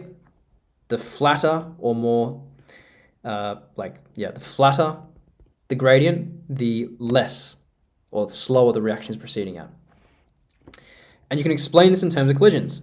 So as the reaction starts, you have the maximum number of collisions per second because you have all of these reactants colliding at the very start. So you have 100 collisions per second, hypothetically. 100 per second. And as your reaction proceeds and your concentration of reagents goes down, let's say by this point, you might only have 30 collisions per second, which makes sense that the reaction rate has slowed down because now you have less collisions per second. At the same time, as that happens, it continues to happen as you slow until eventually your concentration reaches 0 and you have 0 collisions per second, which is when your reaction rate is 0. Okay. Every reaction proceeds at a different rate, and these factors are the ones you need to know that affect them. You can look at them through investigations, where you look at how changing temperature affects how quickly a reaction goes to completion, or how changing the surface area of reactants affects how vigorously a reaction occurs. There are different experiments. You should be able to talk about how you would measure rate of reaction using experiments for each of these 4 cases, and do experimental write-ups in a scientific method. That should be assumed knowledge through this year. So you can look at temperature, you can look at concentration, you can look at surface area, you can look at catalyst, but the overall understanding that you need to take away from each of these experiments is that as you increase temperature, your reaction rate will go up. As you increase concentration of reactants, your reaction rate will go up. As you increase the surface area of your reactants, reaction rate will go up. And as you use a catalyst and increase the catalyst surface area, both those factors will also cause your reaction rate to go up. But that's not enough to get to a band 6 level 90% plus. You have to be able to explain why this is true in terms of collision theory. And so collision theory, as we've introduced already, talks about how the collisions between reactants will correlate to the rate of reaction. The more collisions that occur per second successfully, the faster the reaction rate. For a successful collision to happen, there has to be 2 conditions met. You have to have sufficient energy in the collision, number 1. So the particles can't just touch each other and sort of react. They have to really collide with energy enough to actually happen. So the collision has to occur above what we call activation energy, which is a threshold above which reactions will occur if a collision happens. The second condition is you need there to be correct orientation. So if the 2 molecules, when they collide, are not configured in the right way, they may not react. But if they are orientated in the right way, in this case the nitrogen facing the fluorines, they will react. So those are the 2 things required for a successful collision: enough energy and the correct orientation. So not every collision is going to be successful, which is why there's a distinction. Collisions versus successful collisions are different things. Activation energy, as a sneak peek for Mod 4, activation energy is the minimum kinetic energy that we need for colliding reactants to successfully react. If you're not over activation energy, you are not able to proceed the reaction and break apart the bonds that wouldn't be needed to be broken to start the reaction. We'll talk about this more in Mod 4, I think. And finally, to discuss these different factors, there are 2 ways that you can increase your rate of reaction. And this remains relevant until the end of Year 12. Super important. To increase your rate of reaction, you can increase how many collisions happen per second. So instead of 50 collisions per second, if you make it that there's now 100 collisions per second, that is going to increase your rate of reaction. Second thing you can do is you can increase the energy that particles collide with, which increases the success rate of collisions. So instead of only 50% of collisions being successful, you might be able to make 80% of collisions successful, increasing the success rate or probability of successful collision. So if we were to group all of the factors that we can change, concentration, surface area, and volume and pressure only affect collision frequency. So if you have more particles at the same temperature, they all collide with the same energy. The success rate doesn't change, but they will have more collisions per second. If you have more surface area exposed, particles collide with the surface at the same energy, but you have more collisions per second. And same with volume and pressure. Catalyst only increases success rate because, as we know, a catalyst provides a alternate pathway with a lower activation energy. So let's say this is your catalyst profile, the blue dotted line. And so to be over activation energy, you do not require as much energy, meaning a larger proportion of particles can successfully collide with sufficient energy per second. So you have a higher success rate of collisions that occur. Instead of 5 out of 10 collisions being successful, you have 9 out of 10 or 8 out of 10, whatever it might be. And finally, temperature is a factor that affects both frequency and success rate. When you increase temperature, your particles will move faster, so they collide with more energy, which means you have a higher success rate, since colliding with more energy means a higher chance of being overactivation energy. And because the particles are moving faster, they collide more times per second. So it actually affects both. And if you understand those two arms, and I will explain each of these factors in terms of it, you will be very well placed for your exam. So know the factors that affect collision frequency only. Know the factors that affect success rate only, catalyst. And know that temperature affects both in terms of collision theory. If you can explain those, you will be very well placed for your exam. The final thing here is reaction rate graphs. You should be able to draw how concentration and rate change over time. And that is the end of Module 3. A few questions on the bottom here.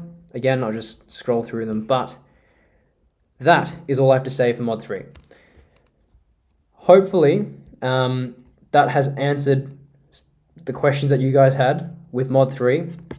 We are a little bit over, so we'll have a quick break before we do hop off. As I've said before, if you are interested in next term, and if you're heading off now, Catalyst online program will take you about 3 to 5 weeks ahead of your class for Mod 5 when you start your next module in Year 12, your first module. From experience, you 100% want to start Year 12 off on the right foot, so do not leave anything to chance if you want to give yourself the best chance of success and really feel confident in that first week walking into the class. Our program gets results. We have outstanding tutors. Our resources are top-notch. Our structure is set up in a way to make sure you succeed, and our classes are personalized in a way to make sure you're actually recognized as an individual and supported through the entire year. So if that's interesting to you, check out our website, submit a form here, and get in touch to sort out your enrollment. But otherwise, we'll take a short break here. I'll be back at 6 to start on Mod 4. Thanks for your attention, and we'll take a quick break here. See you back in a bit.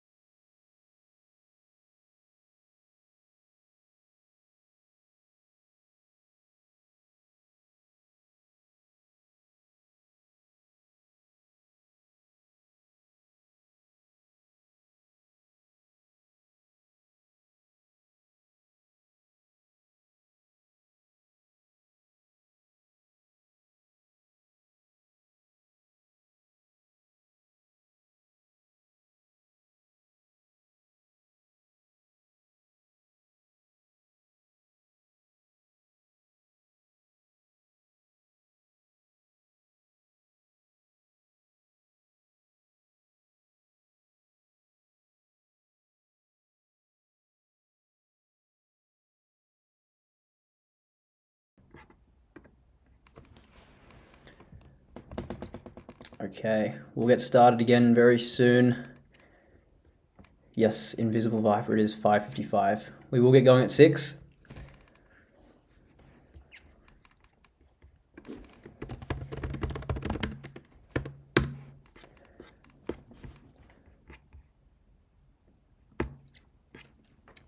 Okay.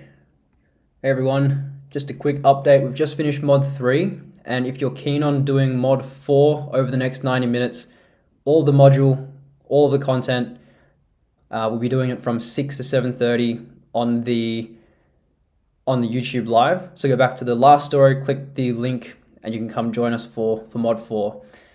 So speedrunning mod 4, 90 minutes. If you're keen, we'll see you there. But otherwise, feel free to drop any questions in the meantime.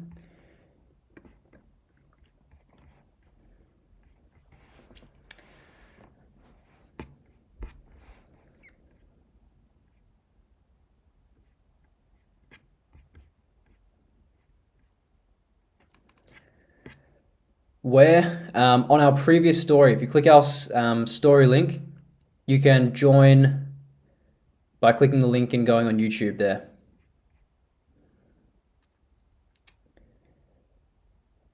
The electrochemical cell, we've just done that. So the recording will go up probably in the next 24 to 48 hours if you missed it.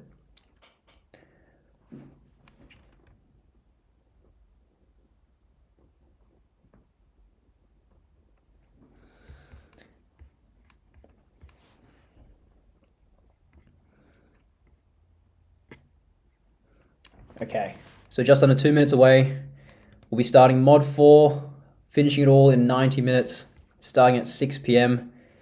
I'll probably end the live very shortly and transition back over to the YouTube, but I'll see those of you who are keen over there very shortly. Okay, cool. Some questions on the YouTube. So, will we be asked about specific experiments we did in class? Yes, I think that's entirely fair. Particularly if you did it in class, your teachers are probably going to ask you on that experiment, and it's possible they can ask it to you as a case study. So I'd revise all the experiments you did through the year to have those ready for your prelim. A good paper will sort of step you through the experiment and not need you to memorize anything. Instead, it'll make you think on the spot to try to understand something new. What's the best way to prepare for exams after finishing all past papers given to you and doing a lot of the ones online? Is honestly to review the mistakes from those papers. So I hope you would have stored the questions that you got wrong from those papers. If you haven't, you can go back through and look at those. But look back through your corrections, consolidate the mistakes you've made, because that will prevent you from making silly mistakes and strengthen your understanding of the modules as well. So the corrections and working through the corrections is where you actually make the most progress. Question is, which parts of this mod 4 do we find to usually be the hardest or most challenging? We usually find the second inquiry question, I'd say, to be the most challenging with the calculations. I would say inquiry question 2. Okay, cool. We'll hop over to YouTube. So those of you on Instagram will say bye to you in a second. If you're keen on joining us on YouTube, the link is on the previous story. Click through and we'll see you over there. See you guys.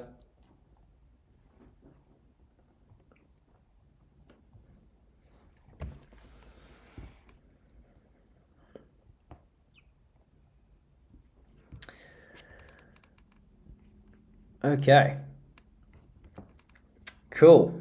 So mod 4 rapid review. That's the name of the game for the next 90 minutes.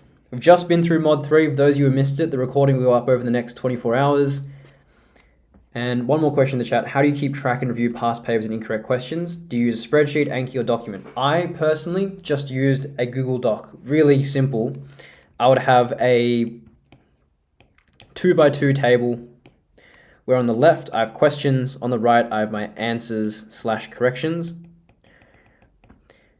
Anything that I got wrong, I would store in the question side. So you make a mistake on a question, you lose a mark, you lose a half mark, whatever it is, you store it into the question side. And then you write all of your corrections and answers, how you prevent losing that mark in future on the right. And you store this table going on for all the questions you attempt from now until the day of the HSC. I guarantee you will do okay. You will do well. In fact, you do very well. For me, I only started doing this probably halfway through year 12. It's one of my biggest regrets. I wish my tutor at the time had told me to do this earlier. But if you start banking up these questions and you study your mistakes, why this is so powerful is because if you address these corrections as what you study every time, you are directly addressing your weaknesses. You're directly addressing what you don't know or don't understand. So if you study these and you never make these mistakes again, every time you are leveling up your rate of correct response and cutting out your rate of incorrect response, which is ultimately what you need to do in an exam. And you're directly addressing your weakness. So this is probably the number one skill I'd recommend to do. You can use Anki. I find it hard and finicky to make the cards, but yeah, for me, keep it simple is the best for study. Obviously, it's up to you ultimately. You know what's best for yourself. A past paper I was given said define gravimetric analysis. Is that important? Yes, gravimetric analysis is part of module 2. It's analysis of masses, so you'll be talking about how you can measure masses in order to figure out the mole's presence of a substance or some other related experiment which involves the measurement of mass. That is what gravimetric analysis refers to. Okay, cool. So we'll make a start. Module 4, we are on the home stretch. We've gone through module 1, 2, and 3, 90 minutes each. The last module is module 4. So, there are 3 inquiry questions in this module once again. It is drivers of reactions.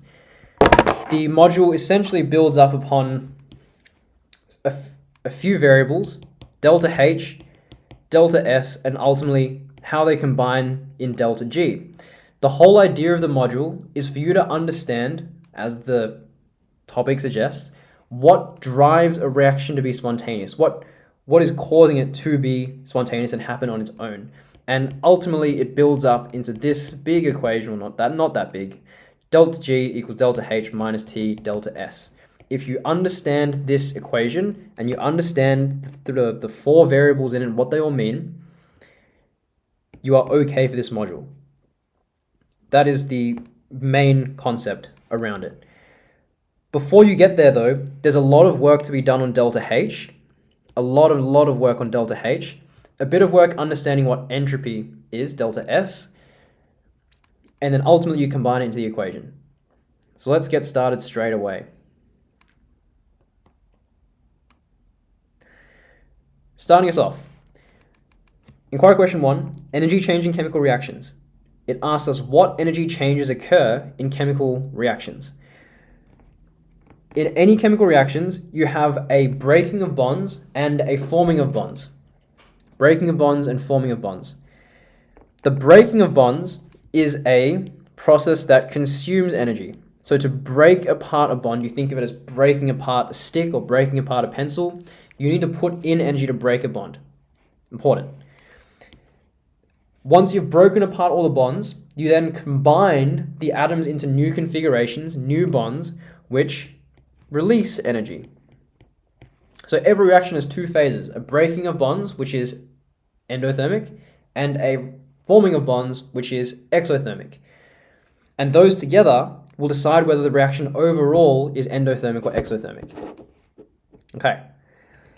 Now, given that you've already done this module, you will know that we are referring to that when we're looking at the net change, this delta H, this is our change in enthalpy,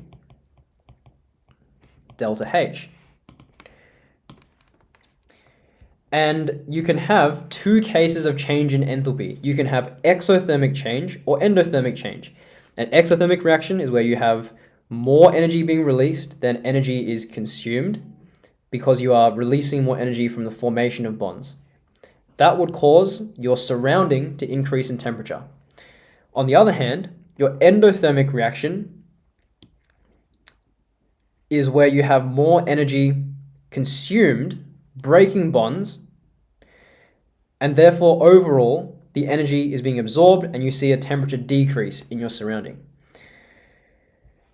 So if we were to look at this diagram first, does this look like an exothermic or an endothermic delta H to you guys? Type in chat what you think. Is this endothermic or exothermic? This energy profile quickly. If you said exothermic, you'd be 100% correct. We can see that the energy released is greater than that we consumed. So this is a exothermic reaction process. So we can then represent these reactions through energy profile diagrams. As we've already seen, this sort of increase and decrease in energy ultimately forms what we now refer to as an energy profile diagram. We also have to be able to explain the changes in enthalpy in terms of, as we've just done, breaking and forming of bonds. We can do that already. And the law of conservation of energy, simply put, refers to the fact that energy can be neither created nor destroyed.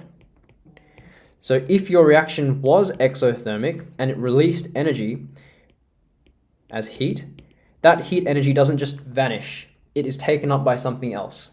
In this case, it would be taken up by the surrounding, which might be air, it might be water, depends what the system is housed within. Okay, so to revise what we spoke about activation energy, type in chat your definition of activation energy. Activation energy can be defined as the threshold of energy that must be overcome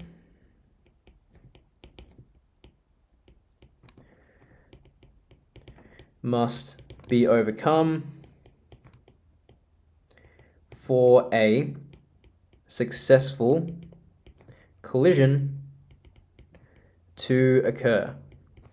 Threshold of energy that must be overcome for a successful collision to occur. The activation energy can be seen on a profile. So looking at the reactants, the activation energy is the difference between the starting energy and the peak of the energy profile. Great definitions. Loving those. This is our activation energy. If your reactants are able to exceed that, their bonds can be broken apart. That input of energy allows you to break apart their bonds. And once they're broken apart, they can be reconfigured into new bonds, which causes them to then form products which may have either higher energy than the initial reactants or a lower energy.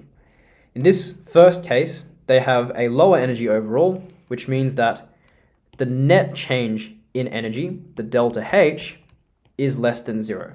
You have a negative change in energy, an exothermic reaction. On the other hand, it is also possible to have a reaction where the activation energy is exceeded, and then the products end up having a higher energy than the starting reactants. This is referred to as an endothermic reaction now, where your products end up taking up more energy the overall reaction takes up more energy, consumes more energy than it does release. This is also possible. Quick question. Just by looking at the enthalpy change of reaction, if it's exothermic or endothermic, can you tell that a reaction is going to be spontaneous? Yes or no? Yes or no? What do we think? If we just look at exothermic versus endothermic, can we tell that the reaction is spontaneous?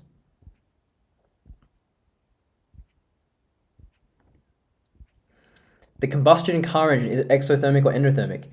Think about your car engine. Does it feel hot once you've used it? Yeah, it's probably exothermic in the car engine, and yes, it is spontaneous. Okay. So, if you're just looking at whether a reaction is exothermic or endothermic, the answer is it's complicated.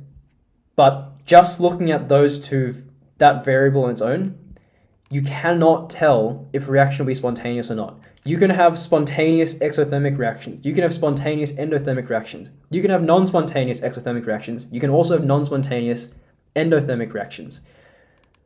The answer is it's complicated. And we get to the end of the module where we can answer that question with this. You need to also take into account delta S before you can make a judgment on spontaneity. So do not fall for that trap. An exothermic reaction is not always going to be spontaneous. Not always. An exothermic reaction is more likely to be spontaneous, but it will not always be spontaneous. Okay. Cool.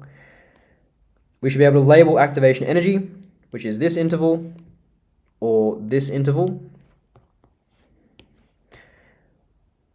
And enthalpy change, we should be able to label as well as the change from reactant energy to product energy on the profile. Okay, law of conservation of energy, as we said before. And if we look at catalysts, we can understand their role in reactions. So to define what a catalyst is, type in chat, what is the definition of a catalyst? Really important. Define what a catalyst is. So for a catalyst provides a alternate pathway with decreased, or decreased not the best word, with a lower activation energy. And the net effect is it increases the forward and the reverse rate of reaction. Increases rate of reaction in both forward and reverse, both at the same time. We don't really need to care about the reverse direction in year 11, but for year 12, that's important. So we'll just say it increased the rate of reaction. To understand why, we can go back to mod 4 and talk about why this is true. We said that a catalyst increases our rate of reaction because we have a decreased activation or lower activation energy, meaning more particles will exceed that activation energy. So an increased proportion of particles are over the activation energy, and this leads to an increased success rate. The number of collisions per second stays the same, but what does increase is how likely a collision is to be successful. Okay. Cool. So then when you trace a catalyst's curve relative to another one, you always start at the same energy because the reactant energy will be the same. You have a lower activation energy and you end up at the same product energy by the end. This means that your delta H, the change in energy from reactants to products, is unchanged by a catalyst. The catalyst does not affect delta H. Some profile questions, not too important. Okay, questions. Great responses for the definitions. Thanks, SW, appreciate it. Is delta H less than 0 exothermic because Q has more energy? I'm not sure if I completely understand the question. Delta H will be exothermic, or delta H less than 0 will be exothermic because you end up with less energy in the system and it's negative value. Q is referring to heat, and that I'm not entirely sure what you're asking, but Q would be a negative value if the reaction is exothermic when you process the Q equals MC delta T later on. The Q should be a negative value since our, hang on, sorry. No, sorry. It would be positive value. Positive value, sorry. Q would be a positive value if it's exothermic because your delta T would be a positive value. You would increase the surrounding temperature. Okay, anyway, we'll get into those equations later. Why is the success rate increased when more particles are over activation energy? Great question. We can explain it in terms of a special curve called the Maxwell-Boltzmann curve. Maxwell-Boltzmann curve involves two axes. You have your number of particles, it's a distribution, and you have your kinetic energy of particles on the x-axis. So we have the average particle having roughly like this amount of energy. So average kinetic energy is approximately here. Then you can show your activation energy as a certain threshold. Let's just say it's here, where I've drawn this blue dotted line. Blue dotted line. So initially, this whole portion over the activation energy is able to successfully react because it's over activation energy. And this might be, say, 20% of particles, or probably a bit less, given this diagram. 10% of particles are able to successfully react in this initial system. Then, if you use a catalyst, this drops your activation energy to a lower level. So activation energy with catalyst. What have we done? What we've done is now we capture all of these particles in the system, which at the same temperature haven't changed the kinetic energy. All of these particles, say another 20%, are now over the new lowered activation energy. So instead of every 1 in 10 particles having enough energy, now 3 in 10 particles have enough energy, which means that it is more likely to be successful in the collision, hence increased success rate. To be clear, Viper, it's not an increase in the amount of collisions or the frequency of collisions. It's a tricky terminology because that's implying you have more collisions per second. What you would say is there's an increase in success rate because you have a greater proportion of particles over the new lowered activation energy, which leads to then an increased number of successful collisions. But it does not affect frequency. Do not confuse that. Do many courses require chemistry as prerequisite assumed? There's not many that do. Medicine in some unis do require it as a prerequisite, but for the most part, I think it's just med and dent really that have some prereqs, but I think most unis you can get by with a bridging course if your ATAR is good enough. But yes, medicine and dent, if you're going for those, definitely want to lock in on chem. Okay, cool. Moving on. You can measure your enthalpy change from either dissolution or combustion using a method called calorimetry. Calorimetry is a practical method where you use a system to capture energy that is either released or taken from the system. Rewind 10 seconds. Calorimetry is a system where you have a surrounding and a system that is what is reacting. So the system is what's reacting, what you're trying to find the delta H of. So the system reacts. The surrounding will either take the energy the system releases or provide the system with energy, depending on whether it's endothermic or exothermic. And that change will cause the temperature of the system to change. So if it's an exothermic reaction, heat gets released in the system, you would see an increase in temperature. If it's an endothermic reaction, you would see that heat gets absorbed by the system and you will see a decrease in temperature. So by measuring that change in temperature, you are able to determine, first of all, how much heat was transferred by using Q equals mc delta T. And then using that Q, you can calculate delta H by using delta H equals negative Q on N. And this is your stock standard, super high yield calorimetry calculation archetype. It will almost certainly be in your prelim. If I was to bet on a question being in there, I'd bet on this one. So make sure you know the experimental process, you know the equations well, and you're able to do these calculations reliably. Okay, so the two equations. Q equals mc delta T. Q is your heat, how much heat is released. M, importantly, do not get this mixed up with your N. Most common mistake, people make this mistake all the way up until the day of the HSC. But if you can diagnose it early, you'll save yourself marks, I guarantee it. Mass is the mass of what you are heating.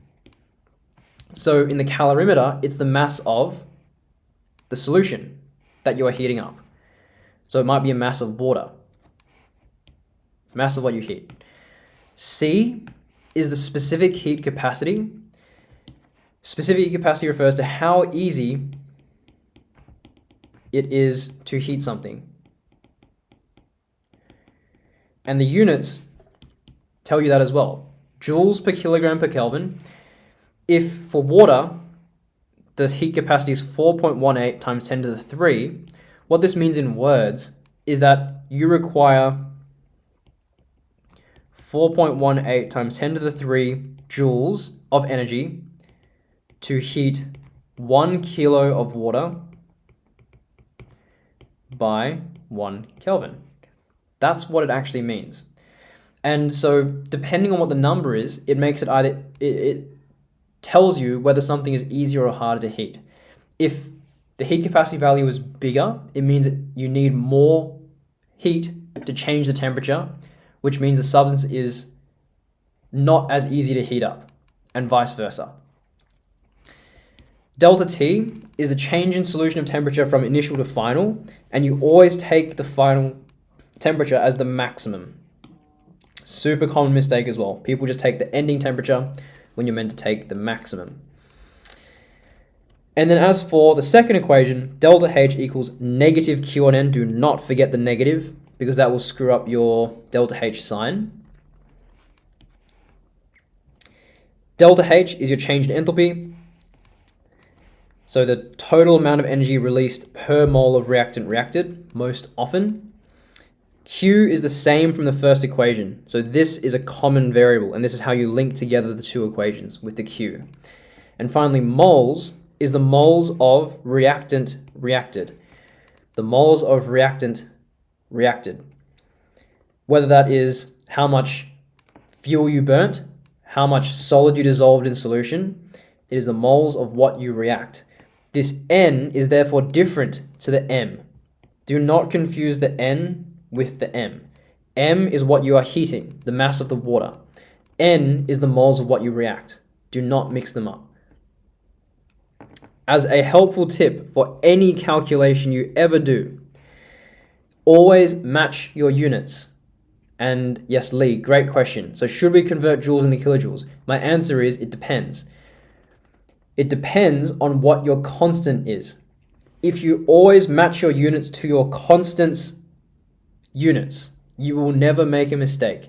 And if you match all your units across all your numbers, you will never make a mistake. So what I mean by that is if your constants units are joules per kilogram per Kelvin, use joules for all of your energy measures. Use kilograms for all of your masses. Use Kelvin for your temperature. That way you will not make mistakes, or you'll be out by factors of thousands and you'll be very confused. But the better answer to should you convert joules into Kelvin is if the question asks you to do it, do it. If it makes it easier for you to solve the question and the question doesn't specify, do it. But as long as you're comfortable converting units, then you have to make that call on your own.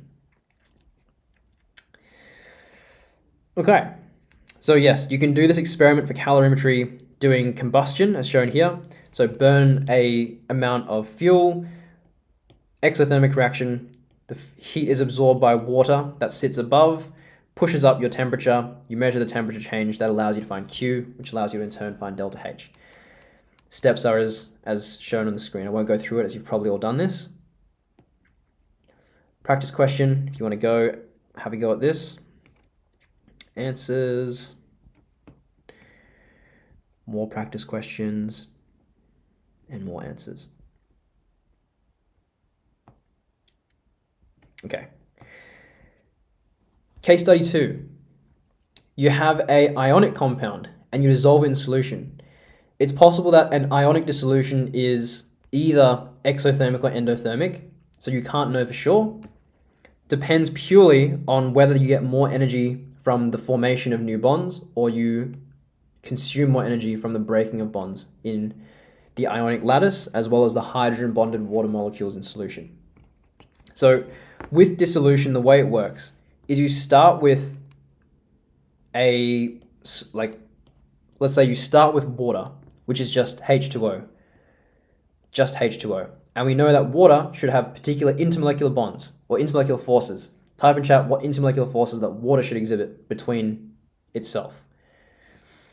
So what intermolecular forces does water have? Type in chat. Water should have dispersion force. Everything is dispersion force. It is a polar molecule because it's bent in shape and has polar bonds. So it has dipole-dipole. And because there is an OH, it also exhibits hydrogen bonding. So it technically is all three. So when you first place the ionic compound into water, the ionic compound forms ion dipoles with the water, which is the interaction between each of these ions with the dipoles of water.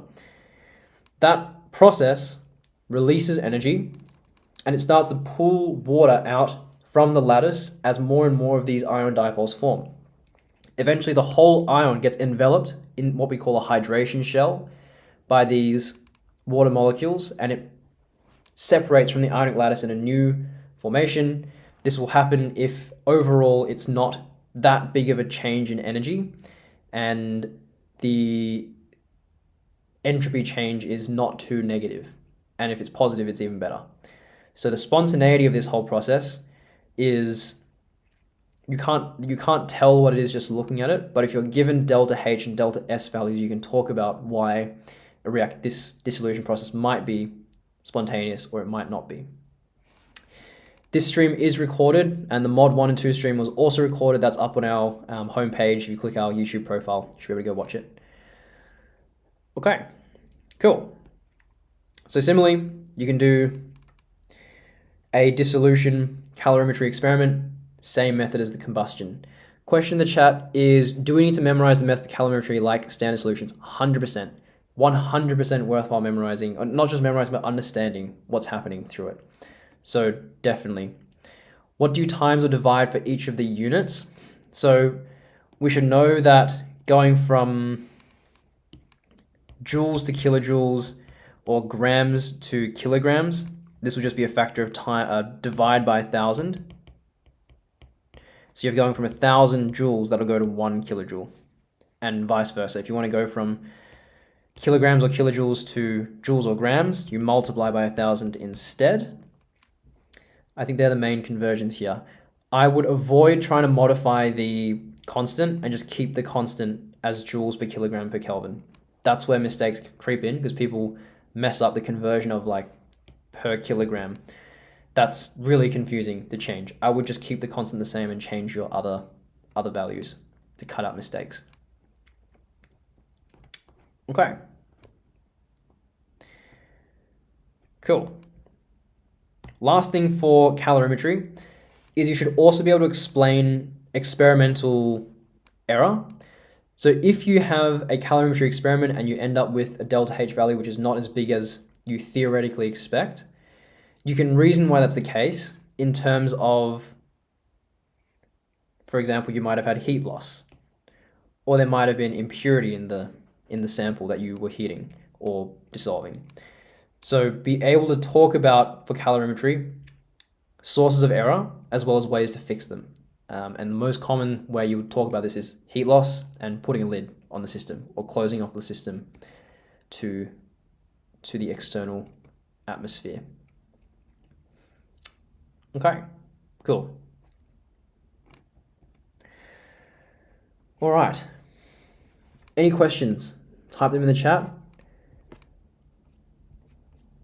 Questions. We'll get going again in a second.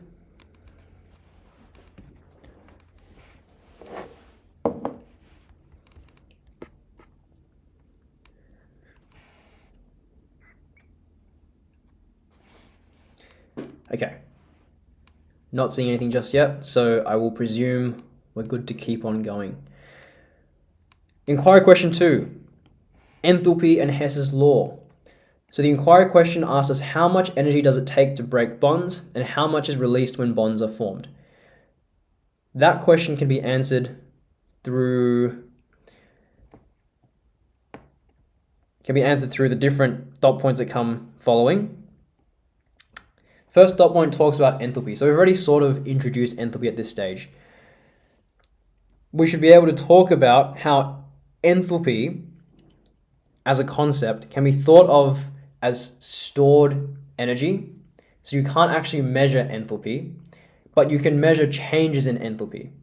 So if you're going from one stored energy amount to another, and you end up with a larger amount of stored energy, it means the system took in energy and it was an endothermic reaction. So you can't measure enthalpy as an absolute value, but you can measure enthalpy changes. So we then know what enthalpy change is, the change in energy for a particular reaction. You can get that data through delta H given in thermochemical equations. So a thermochemical equation includes thermal data, or the delta H, as shown here.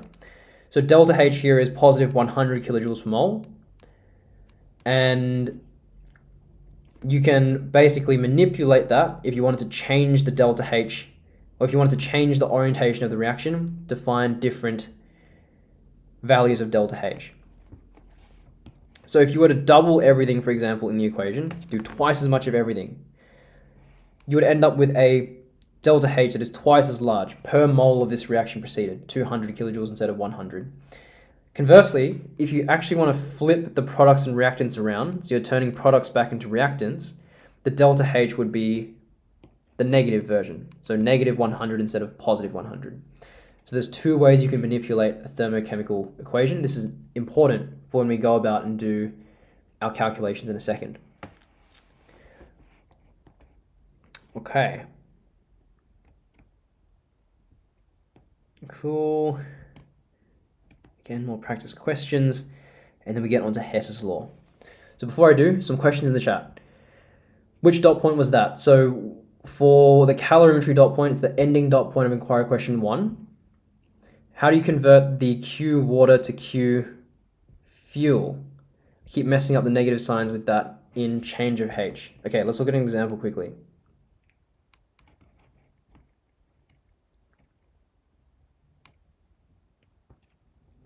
So let's look here. So we're looking at the molar enthalpy combustion of methanol. Q equals empty delta T, delta H equals negative Q and N. There are two equations.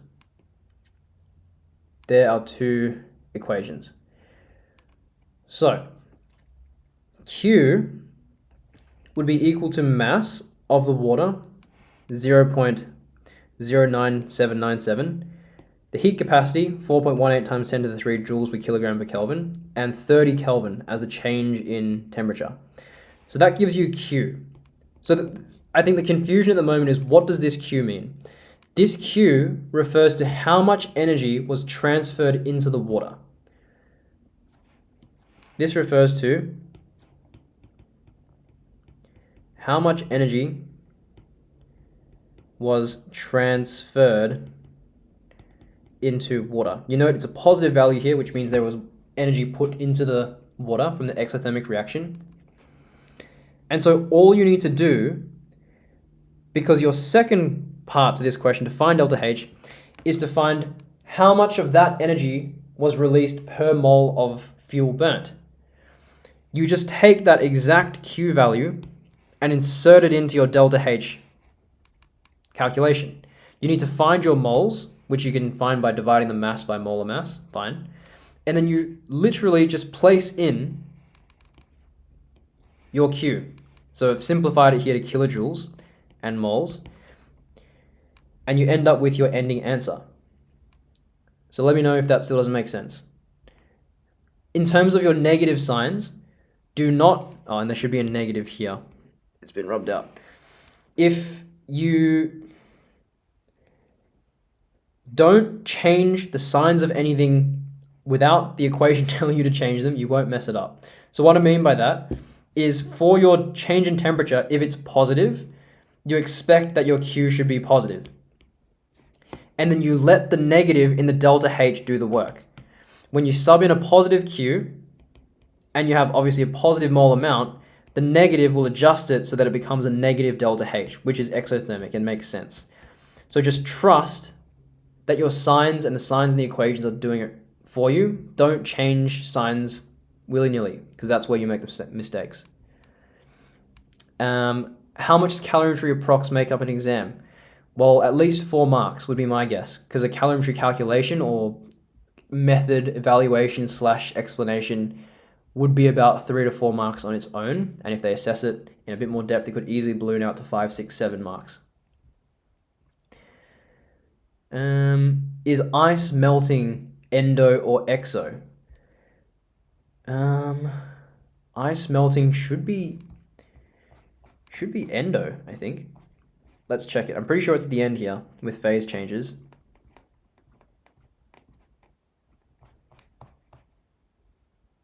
Where's it gone?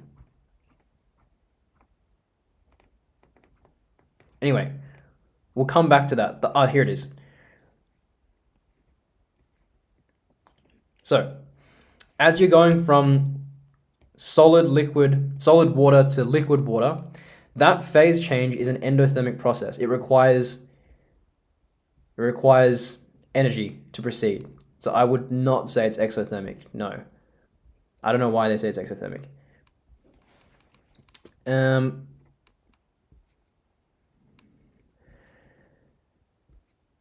When do we know to use joules or kilojoules? When the question says. That's it. Why is there a negative in the equation if the molar enthalpy of an endothermic reaction is positive? Yes, that is a good question.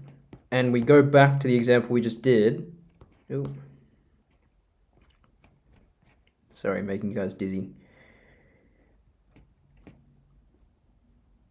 Where were we? Here. So imagine that your temperature change was actually negative. Say you went from 54 down to 24 degrees Celsius. And so your temperature change is actually negative 30.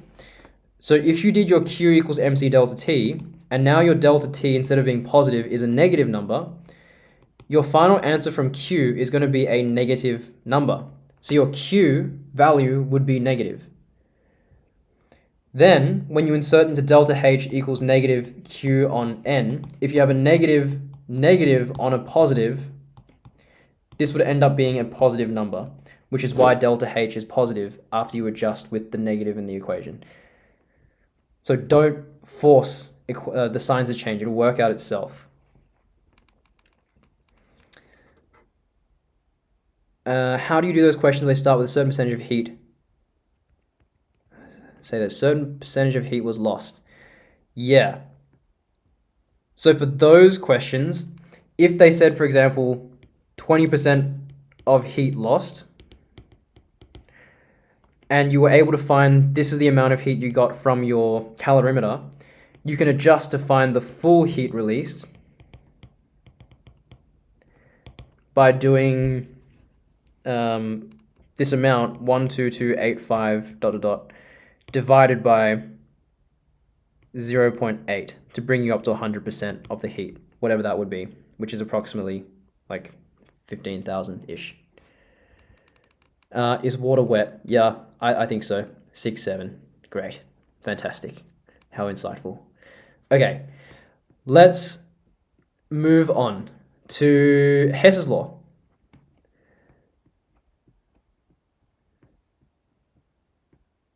All right. So we've talked about thermochemical equations. Now we get on to Hess's law. Hess's law tells us that for any reaction process where you go from one set of reactants to another set of products, it doesn't matter how you get there. If you go in 1 step, or you go in 2 steps, or you go in 3 steps, 50 steps, as long as you start with a set amount of reactants and a set amount of products, the enthalpy change will be the same overall. So what that might mean is if I was to do a reaction, I went from reactants to products in one go. The enthalpy change, which is in this example, A, the enthalpy change will be the exact same as if I went from reactants to a set of intermediates and then the intermediates to the products in the end. That enthalpy change will be exactly the same. And it doesn't matter if I proceed, say like 50 gazillion billion reactions in the middle here, I do a freaking loop-de-doo and end up down to the products. As long as I end up with the products at the end, the delta H will be the same. That is what Hess's law tells us. No matter how many steps it takes for you to get from reactants to products, the delta H will be the same. So, as another visualization, if you go from A to X, X to Y, Y to B, that will have the same enthalpy change as just going from A to B, which means you can sum up all of the enthalpy changes going from A to X, X to Y, Y to B to be equal to delta H of the total of the like A to B direct reaction. That's what Hess's law allows you to do. So, based on Hess's law, there are three main lines of calculations you'll see in your exam. You need to know all three, or you will lose marks. Chances are, again, willing to bet, there will be one of these three types of questions in your prelim. It would be a poor prelim to leave out any of these types of questions because that's just so important and so common. The first type is solving Hess cycles using standard enthalpy changes. So if you have let's see here, you have a delta H, which is negative 393 kilojoules per mole for the reaction, carbon solid plus oxygen goes to Cl2. They ask you to show that that's true using Hess's law. So in order to show that, you need to use this, what we call Hess cycle, to construct this overall equation and then add up the enthalpy changes to show that the value is negative 393. Okay. So the first step to any question like this is you have to sum up your equations to construct the overall equation. You have to sum up your equations to construct the overall one. So, this equation on the right is your overall equation, and we want to prove using these two equations on the left, which occur as two steps, step 1 and step 2, using an intermediate. You want to prove that these two steps, when added together, will give you the delta H that you're trying to find, which is negative 393. So what you do, you write out your two equations. The one with the two carbon solid and oxygen to make CO2, or CO, carbon monoxide, sorry, and it's delta H. You write out the second equation, carbon monoxide plus oxygen gas to make carbon dioxide gas, and it's delta H. And to combine them into one equation, you can eliminate intermediates. So this carbon monoxide gas, the two carbon monoxides produced from the first reaction, they are fed into the second reaction and used as a reactant, which means you can effectively cross them off in the total summative equation. So when you sum up all the reactants left over, that means you have two carbon solids, two oxygen gases, and two CO2 gases, with a delta H added together of about negative 786. That checks out, because that's what we expect for this here reaction. We expect that when you add up the delta H for step 1 and step 2, to make the same products starting from the same reactants as this second equation, you would expect the delta H to be the same. And the final part of this question as an extra added fun step is to change and transform this into the simplified equation where you get rid of the common factor, which is 2. So when you divide everything by 2, you end up with a delta H, which is half, and that shows the delta H is negative 393. If I'm not wrong, question in the chat, if I'm not wrong, you can cancel the molecules if the state is different. No, because oftentimes it takes energy to transform an element from one state to another. So if the state is different, oftentimes there'll be a extra step where you have to convert that substance into the right state.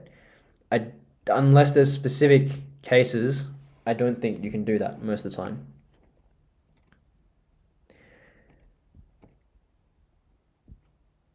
Okay, here's another worked example.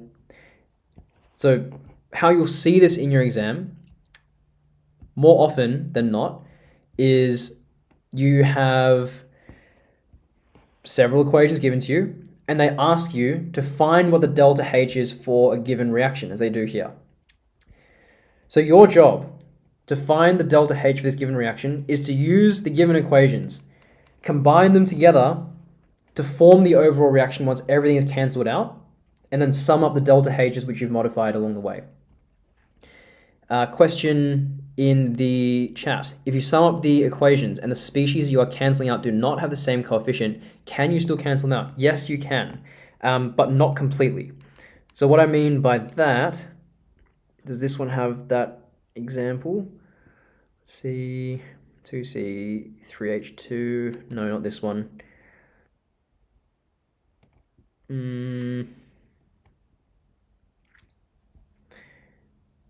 Yes, this one's got the example.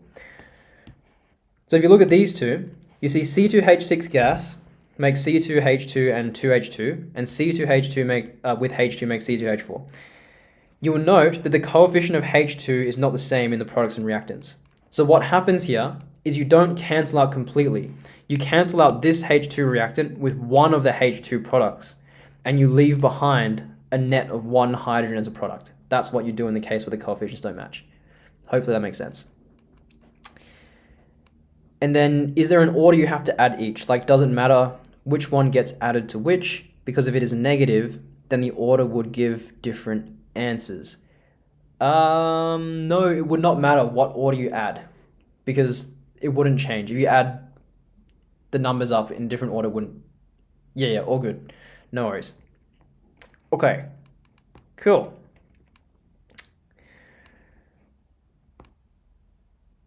All right, so jumping back here.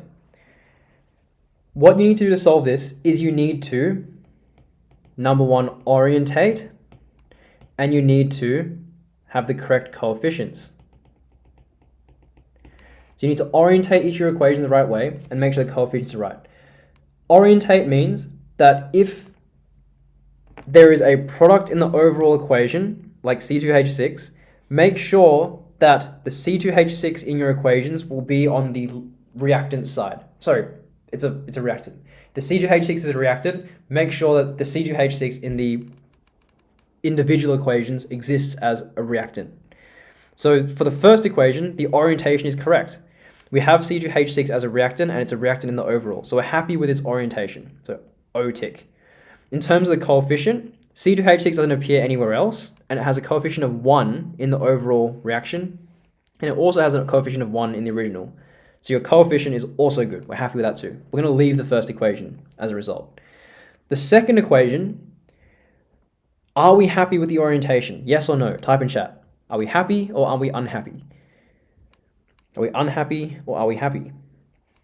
If you said that we are unhappy, you would be correct, because the carbon solid currently is a product in the overall reaction, but it appears as a reactant in this middle equation. Furthermore, so it's a orientation wrong, the coefficient is not the same as this isolated carbon solid at the end.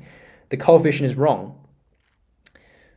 So we need to adjust the coefficient, and we need to flip the equation around. So we rewrite it as they do right here. Flip it and multiply it by 2. Final equation, think for yourself. Are we happy with the orientation? Are we happy with the coefficient? Yes or no? And if not, what would you do to change it? Happy, unhappy, what would you do to change it? Okay, we should be definitely unhappy. Hydrogen is on the wrong side, it's a reactant, it's the only place it occurs. So hydrogen needs to be flipped, orientation is wrong. Is the coefficient good? No, it's not. We need 3 hydrogens, we only have 1. So we need to do something to coefficient as well. And that means we multiply by 3 and we flip. And you'll notice that those transformations also occur to the delta H. Each of those all get transformed as well. So then now, once you've done these steps with the overall reaction and you've orientated and got the coefficient right for everything, all you do is stack them up one on top of the other and cancel everything. And it should work. If it doesn't work, you've made a mistake, you need to go back and fix it. So the cancelling begins. You go cancel the CO2s, cancel. You go cancel the O2s, 7 on 2 cancels with 4 on 2 and a 3 on 2, which is 7 on 2. Perfect.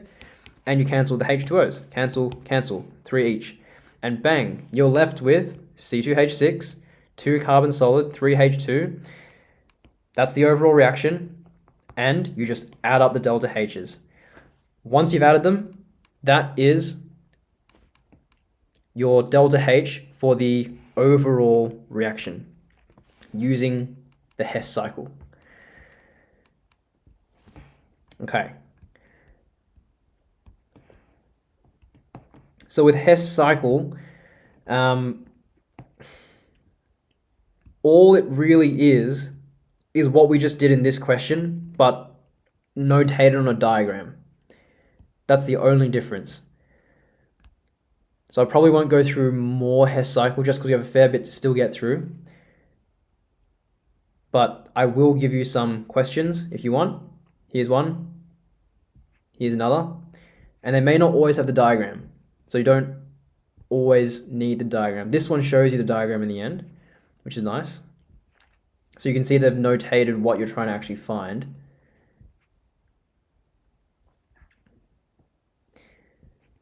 And then we get on to our second question type for inquiry question 2.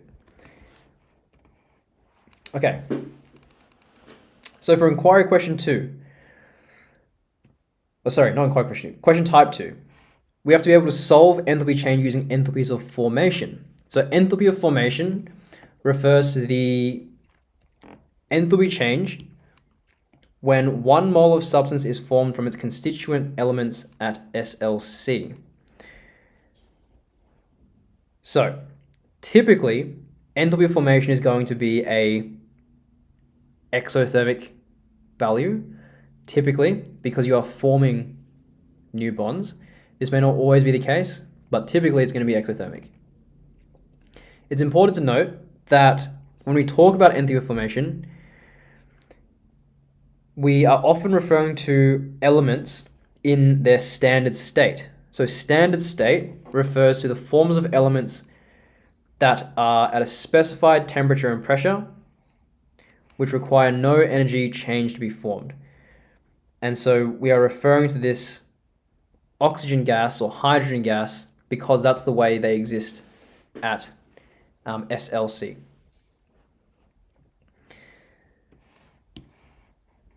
An example of an element that's not at standard state would be aluminium liquid, because aluminium should exist as aluminium solid at standard state, whereas aluminium liquid is a more excited version of aluminium. At a higher temperature would only aluminium liquid occur. So that wouldn't be standard state, to be clear. Okay. Cool.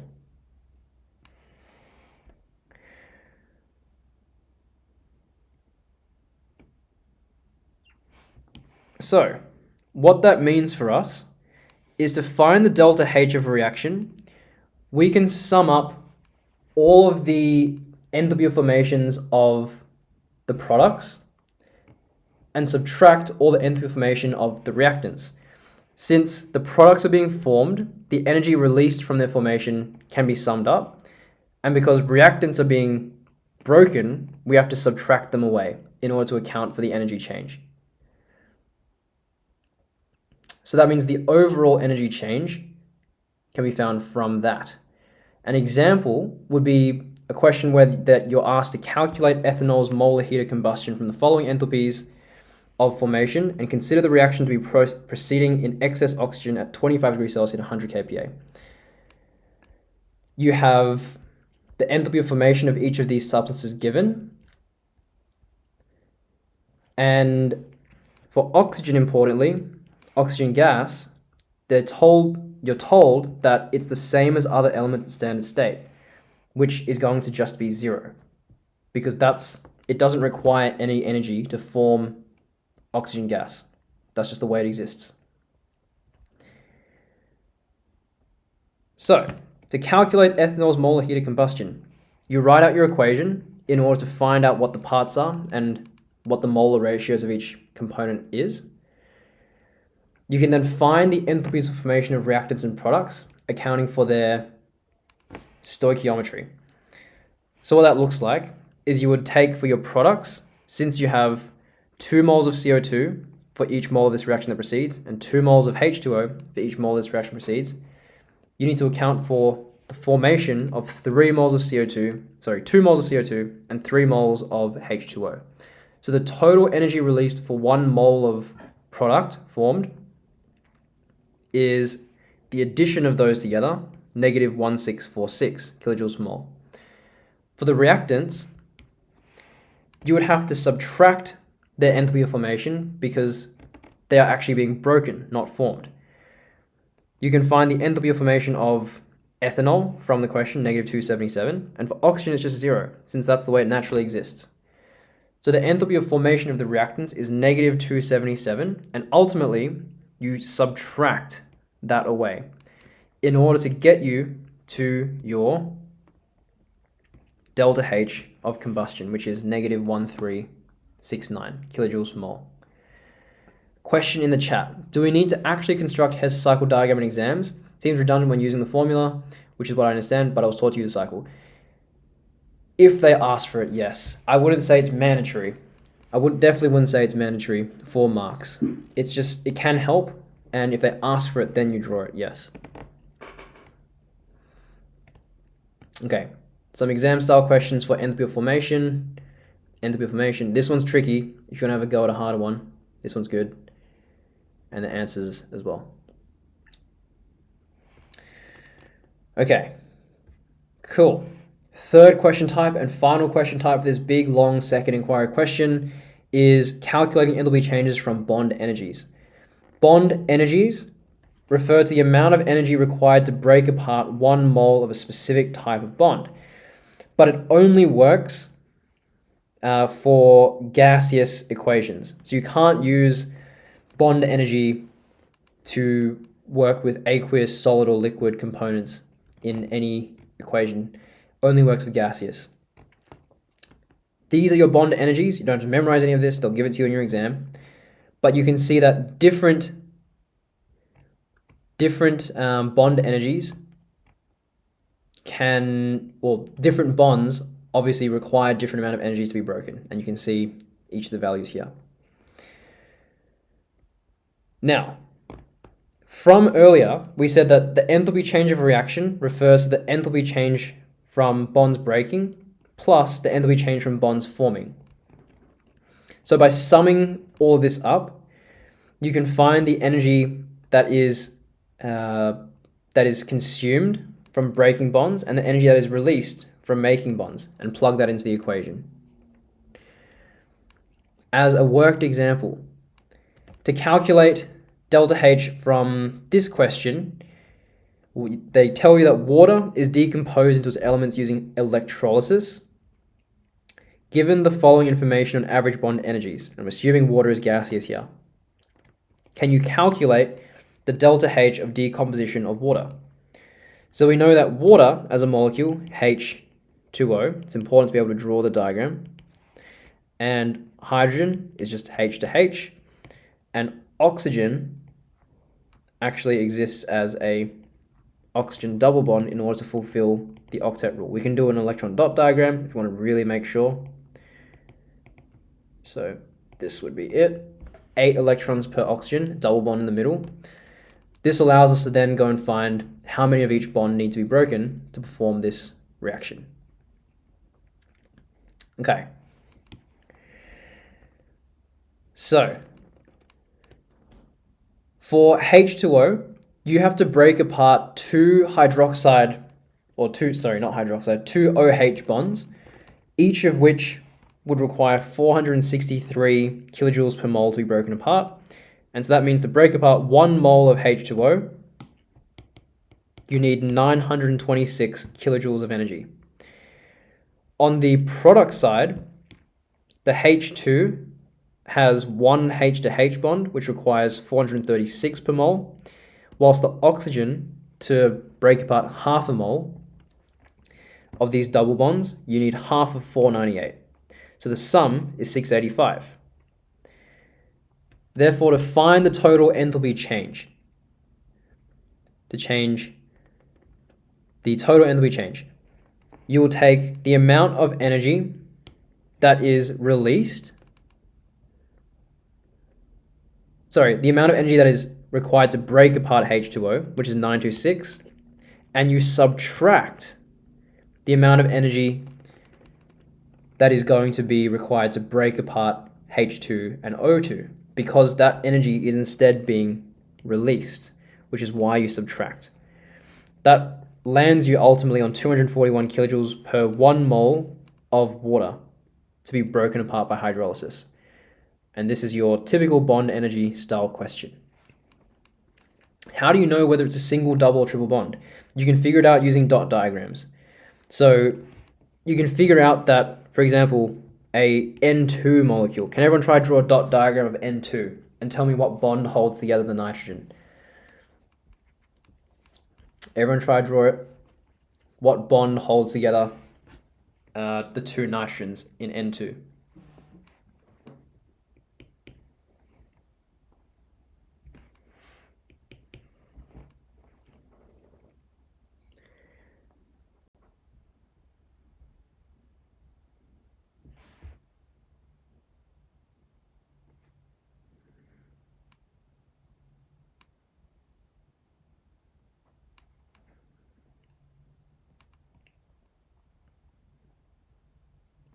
Got some silence. Okay, if we're not too sure. Okay, good, triple, good, Rithi. So the way we draw it is for each nitrogen, we know that there are 5 electrons around it. 2, 3, 4, 5, 1, 2, 3, 4, 5. And it must fulfill the octet rule in order to be stable for our prelim purposes. So that means that the valence shell must end up having 8 electrons once you have shared all the electrons in covalent bonds. If these nitrogens are the only things bonded together, it means that each of these nitrogens somehow has to gain an extra 3 electrons to be stable. And it gains them by sharing electrons with a neighboring nitrogen. So you can take this electron and bond it in the middle with this one. You can take this electron, bond it in the middle with this one. So now you have 3 covalent bonds formed between these. 1, 2, 3. Hence, it's a triple bonded molecule. You can figure it out from dot diagrams. That's the answer. Okay, cool. So once again, some practice questions for bond energies. And the last thing to touch on is with phase changes. I think someone said before, melting of water. Their teacher said melting of water is exothermic. I don't agree. Melting of water is endothermic because you have to put in energy to go from a lower energy state to a high energy state. So lower energy state is solid. To phase change into liquid, you need to melt. Or to phase change from liquid to gas, you need to provide more energy in order for the state to change from free motion of particles to motion where particles have enough energy to escape and basically run off into the atmosphere. It's exothermic to freeze, or it's exothermic to condense, going the other way, in my opinion. Okay. Cool. So I guess the only application of this is if you have a Hess law calculation and you have a element that doesn't match the state in another part of your equation when you're trying to cancel, you will have to account for that phase change as well. And oftentimes they'll provide you an equation like this one or like this one in order to give you that value to account for the phase change. All right, we are on the home stretch. I promise that's the worst of Mod 4. The ending of Mod 4 is entropy and Gibbs free energy. We've talked endlessly about enthalpy. We've gone through Hess's law. The last piece of the puzzle, not delta H, delta G equals delta H minus T delta S. This can be now explained if we explain delta S. So, can everyone type in chat what they think entropy is, and then I'll go on and explain it myself.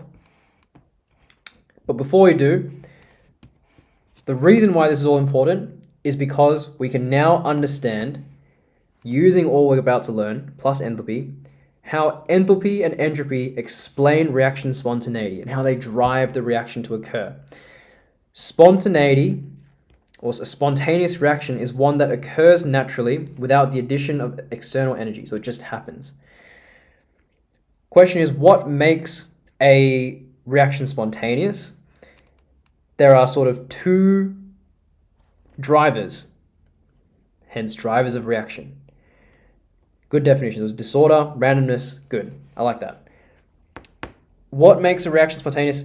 As I was saying, your enthalpy change. Most spontaneous reactions are exothermic, or it's more likely to be exothermic, since exothermic reactions have a negative delta H. A negative delta H. And spontaneous reactions are less likely to be endothermic because they actually have a positive delta H in terms of the maths, when we come to it in a second. So why that's important is because in Gibbs free energy, we should know that delta G being greater than 0 makes a reaction non-spontaneous, whilst delta G less than 0 makes a reaction spontaneous. And whatever makes delta G more negative is a driver of your reaction. So that would mean a delta H that is less than 0 is a driver of your reaction because it makes delta G more negative, and a delta S that is positive will make your reaction more spontaneous because when you subtract a positive number, you make your delta G more negative. That's the understanding you need to take. I won't worry too much about the laws of thermodynamics. They're here. You can review them in your own time. I'd say they're relatively low yield. I'll skim over these. We arrive at the discussion then of entropy versus enthalpy. So, when we talk entropy, as all of you in the chat have said, Jake, Lee, and Zena, Rithi, yes, correct. It is the measure of disorder or randomness in a system, and that encapsulates the randomness of matter, the randomness of energy. There's a few factors that tie into that together. We already know what enthalpy is, but entropy is this idea of randomness. We have to understand the ways in which you can essentially change entropy. You can increase entropy through changing how much matter you have, the volume the matter is contained in, the temperature of the matter, as well as whether the matter is gaseous, liquid, or solid. You can also change it through how much energy you have. So you have the most disorder when heat energy is most evenly distributed, and that has to do with the laws of thermodynamics. You can perform entropy calculations as shown here. So for delta S, your sum of entropy of products, you can find the entropy change by taking the sum of entropy of products and subtracting the reactant entropy, and that will give you the overall. An example is shown here. But I want to focus more on the things that change entropy from a conceptual standpoint. So entropy, for those who do extension maths or are planning to, you may have heard of a concept called combinatorics. For you guys, think of it as combinatorics. And for everyone else who hasn't heard of that before or isn't doing extension maths, think of it as how many combinations you have in a system. Some people like to think of it this way. I find it really easy to think about it this way. And if it doesn't work for you, don't worry about it. But the way I like to think is if you consider the most low entropy system possible, it's a system where you have matter that has no energy and there is only one way you can configure it. So say you have a ball in a box, the ball has 0 Kelvin temperature. So there's only one way you can put the ball in the box. The ball isn't moving, it's fixed. There's only one possible configuration. So how can you make this system more random? The first way is you can make the box bigger. If you make the box bigger, yeah, crying about perms and comms, yes. You can make the box bigger, so now you have, instead of just one way you can put the ball in the box, you can put the ball in the box 50 ways, or you can put it in the box 40 different ways. So that means you now have more combinations for how you can arrange the system. It makes it more random, right? So volume is the first way you can change. Now that you have a ball in there, you can also put in more balls. You can put in 3 other balls. So you can place the balls, each of the balls in about 50 different ways each, which again increases how many possibilities you can have for the system to occur and how many combinations you could have. So they're your 2 easier ones to understand. Moles and volume would increase your entropy if you have a larger amount of either. Then let's say your temperature is increased. So your system no longer exists at 0 Kelvin. You start to add in heat and your balls start to vibrate back and forth and actually start to maybe even move around freely if they enter a liquid state. When your substances of temperature, you may place them in one place, but they're vibrating back and forth. So they're actually taking up a few places in that single place. Or if they're able to move freely, they're taking up many, many, many more places per second and increase the combinations possible if you consider a unit of time. So your temperature would increase the number of combinations possible as well, the higher you go. The final thing that I sort of alluded to just then as well is states. Liquid or solid state is going to have the lowest entropy because particles just vibrate side to side. Liquid, you have free movement amongst their own contained volume. And then gas is when the particles move so fast they're able to escape from the liquid and start to bounce around freely in the volume in order of increasing entropy. If you want to graph that change with temperature, that's what it looked like. Pretty cool. So, in an exam setting, the most important thing to figure out from entropy is being able to look at an equation and say that's an increase in entropy or that's a decrease in entropy. So, in order to do that, I'll come back to that page in a second. In order to do that, all you have to do is look at the 2 sides of the equation, compare gaseous moles, and see which side is more gaseous moles. Typically is the first step. If one side is significantly more moles than the other, that side has higher entropy because there are more moles, so that'd be more combinations compared to the other side. If their number is the same or there's no gas moles, you then compare liquid and aqueous moles as they roughly have the same entropy as states. Whichever side is more has a high entropy. So for example, if your product side, let's look at this equation below. C3H8 reacts with 5 O2 to make CO2 gas and 4 H2O. 1 gaseous mole, 5 gaseous moles, 3 gaseous moles. There are therefore 6 gaseous moles on the reactant side, 3 on the products.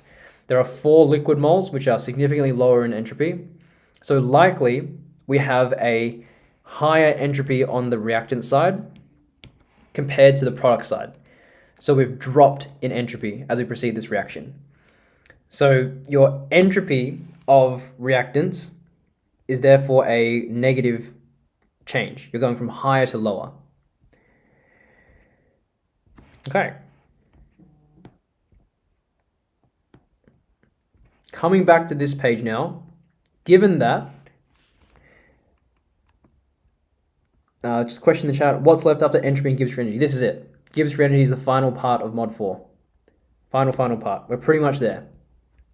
You're doing really well if you're still here. You've stuck through a lot of content.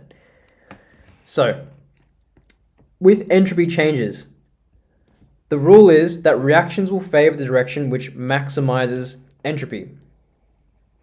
Think about it the same way as your bedroom. Your bedroom will tend to go towards the messier state. It takes effort to go back to the clean, ordered, nice, organized state. Same thing happens for reactions.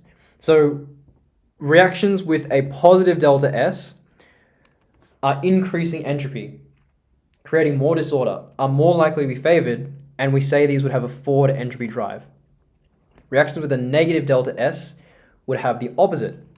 They have a reverse entropy drive, and the reactions tend to be less spontaneous as a result. Okay. So then tying that in finally, qualitatively speaking, if you look at enthalpy and entropy, if you have a forward entropy drive from a positive delta S, and you have a forward enthalpy drive from a negative delta H, the reaction will always be spontaneous.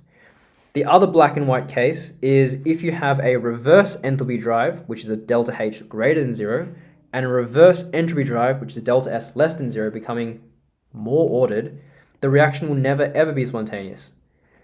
Then there are two cases which sometimes will be spontaneous depending on the magnitude of delta H and delta S as well as temperature. And they're the remaining two cases we have to talk about in terms of a final equation. So we've spoken about what makes a reaction spontaneous or not. There's some notes on it here. We said a spontaneous reaction happens without additional energy. We can use Gibbs free energy to predict when a reaction is spontaneous or not. The common mistakes that people make are assuming spontaneous reactions are fast. This is not always true. Spontaneous reactions can be slow. They can be fast, but they also can be slow. Another mistake is that people think spontaneous reactions can't be reversed. Spontaneous reaction, well, in some cases, spontaneous reactions can be reversed, and we call these equilibrium reactions. And we learn more about these next year. So for today, we won't worry too much about that. We're going to worry the last 13 minutes we have on Gibbs free energy. Just a question in the chat. So does cleaning my room increase or decrease the randomness of the universe? It would decrease. Yes, Lee, correct. Very good. Cleaning your room would put things in more order, which means you're going from a high entropy, random, disorganized state to a low entropy, organized state. If you can think of entropy in terms of your room, it makes it actually quite straightforward. Okay. Gibbs free energy, 4 variables. We know delta H, we know delta S now. The last variable is temperature. We also know what temperature is. And temperature has to be in terms of Kelvin. Top, #1 culprit of lost marks on Gibbs free energy. Do not mess this up. Temperature has to be in terms of Kelvin. Because if you process in terms of degrees Celsius, it doesn't make any sense. You wouldn't be using a negative temperature in this calculation. It has to be in terms of Kelvin, so the minimum temperature you can have is 0, and it only goes positive from there. So as we said, delta G being less than 0 gives you a spontaneous reaction. And the 4 cases are shown here for how you can get an always spontaneous reaction, a never spontaneous reaction, and the cases where it depends on the temperature or depends on the magnitude of delta H and delta S. So this is the matrix of things. The delta, the positives are referring, or these signs on the right, sorry, are referring to your delta S, not T delta S combined. So if you were to have a negative delta H, negative number, minus a positive number in the first line, that is going to give you a negative number every single time. There's no case where that's not true. Second case, if you have a positive delta H and a negative delta S, a positive number minus a negative number is going to give you a positive number every single time. There's no case where that is not true. So those two cases are straightforward for delta G. Where it gets tricky is the case where you have one of them flipped. So you have delta H positive. So this is reverse enthalpy drive. It's not favoring the reaction being spontaneous. And you have a positive delta S. This is favoring a spontaneous reaction. And so depending on how big your temperature is, this will decide how much of a contribution delta S will make. This case will only be spontaneous if the temperature is significantly high, which makes delta S significantly large. And the final case is if you have a negative delta H, which is a forward drive of spontaneity, forward, and you have a negative delta S, which is reverse. So they, again, butt heads, they're sort of working against each other. This case will only be spontaneous if your delta S is minimized. So if your temperature is small, the reverse drive is minimized, which allows your forward drive to dominate and make this reaction spontaneous. So you need to know these 4 cases, when they become spontaneous or not for the last 2 cases, and then be able to perform calculations. You have your basic calculations where you're given the values and asked to calculate delta G and therefore find out if the reaction is spontaneous. Really straightforward. As I said, the main mistake is taking a temperature and not converting it into Kelvin. Question in the chat. What does it mean if delta G equals 0 and the reaction can go back and forth? I don't understand what it means, but it can go both ways. So this won't make sense this year because you don't learn about reversible reactions and equilibrium systems until next year in year 12. But the short answer is when delta G is equal to 0 or close to 0, you have the reaction happening in the forward and reverse reaction a little bit at the same time. So that means not only are you turning reactants to products, but products being turned back into reactants at the same time because both reactions are a little bit spontaneous. And that ultimately forms what we call equilibrium, as Invisible Viper says. We don't need to know about that for year 11. Just know positive delta G is not spontaneous, negative delta G is spontaneous. That should be enough for this year. Worry about it next year when it comes up again in Mod 5. The second type of question is to then do an explain, where you explain whether enthalpy or entropy is driving the reaction and causing it to be spontaneous.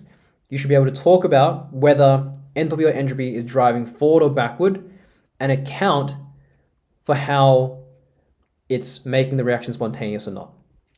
And yeah, the equilibrium is essentially like homeostasis. You can think of it that way. You have an equal rate of forward reaction and an equal rate of reverse reaction. So it means that the concentrations actually stay constant, stay the same. Practice question, answer, and a model response with some more practice questions at the very end. Some harder questions to tie things off. And that brings us to the very end of Module 4, brings us to the very, very end of preliminary chemistry, and it brings us to the end of today's rapid reviews. So, if you've made it here, thank you very, very much for sticking all the way through. I know that it is a lot to take in, and I don't expect you to have taken everything in. That's why we're going to put out a recording. That's why you can go back and watch some of the sections if you need to. But I hope it was helpful. I hope that you enjoyed the learning and the teaching experience. If you have any feedback for future reviews or any workshops you want us to put out, send us a message on Instagram. I'm more than happy to work with you guys to basically put on things you actually want to see. As I said, probably in about a week, we'll do a workshop for all of the year 11 concepts you need to keep into year 12 for HSC. I think that's really important so you don't forget things that are actually important. And that's pretty much it. As a final note, our enrollments are open until September 22nd.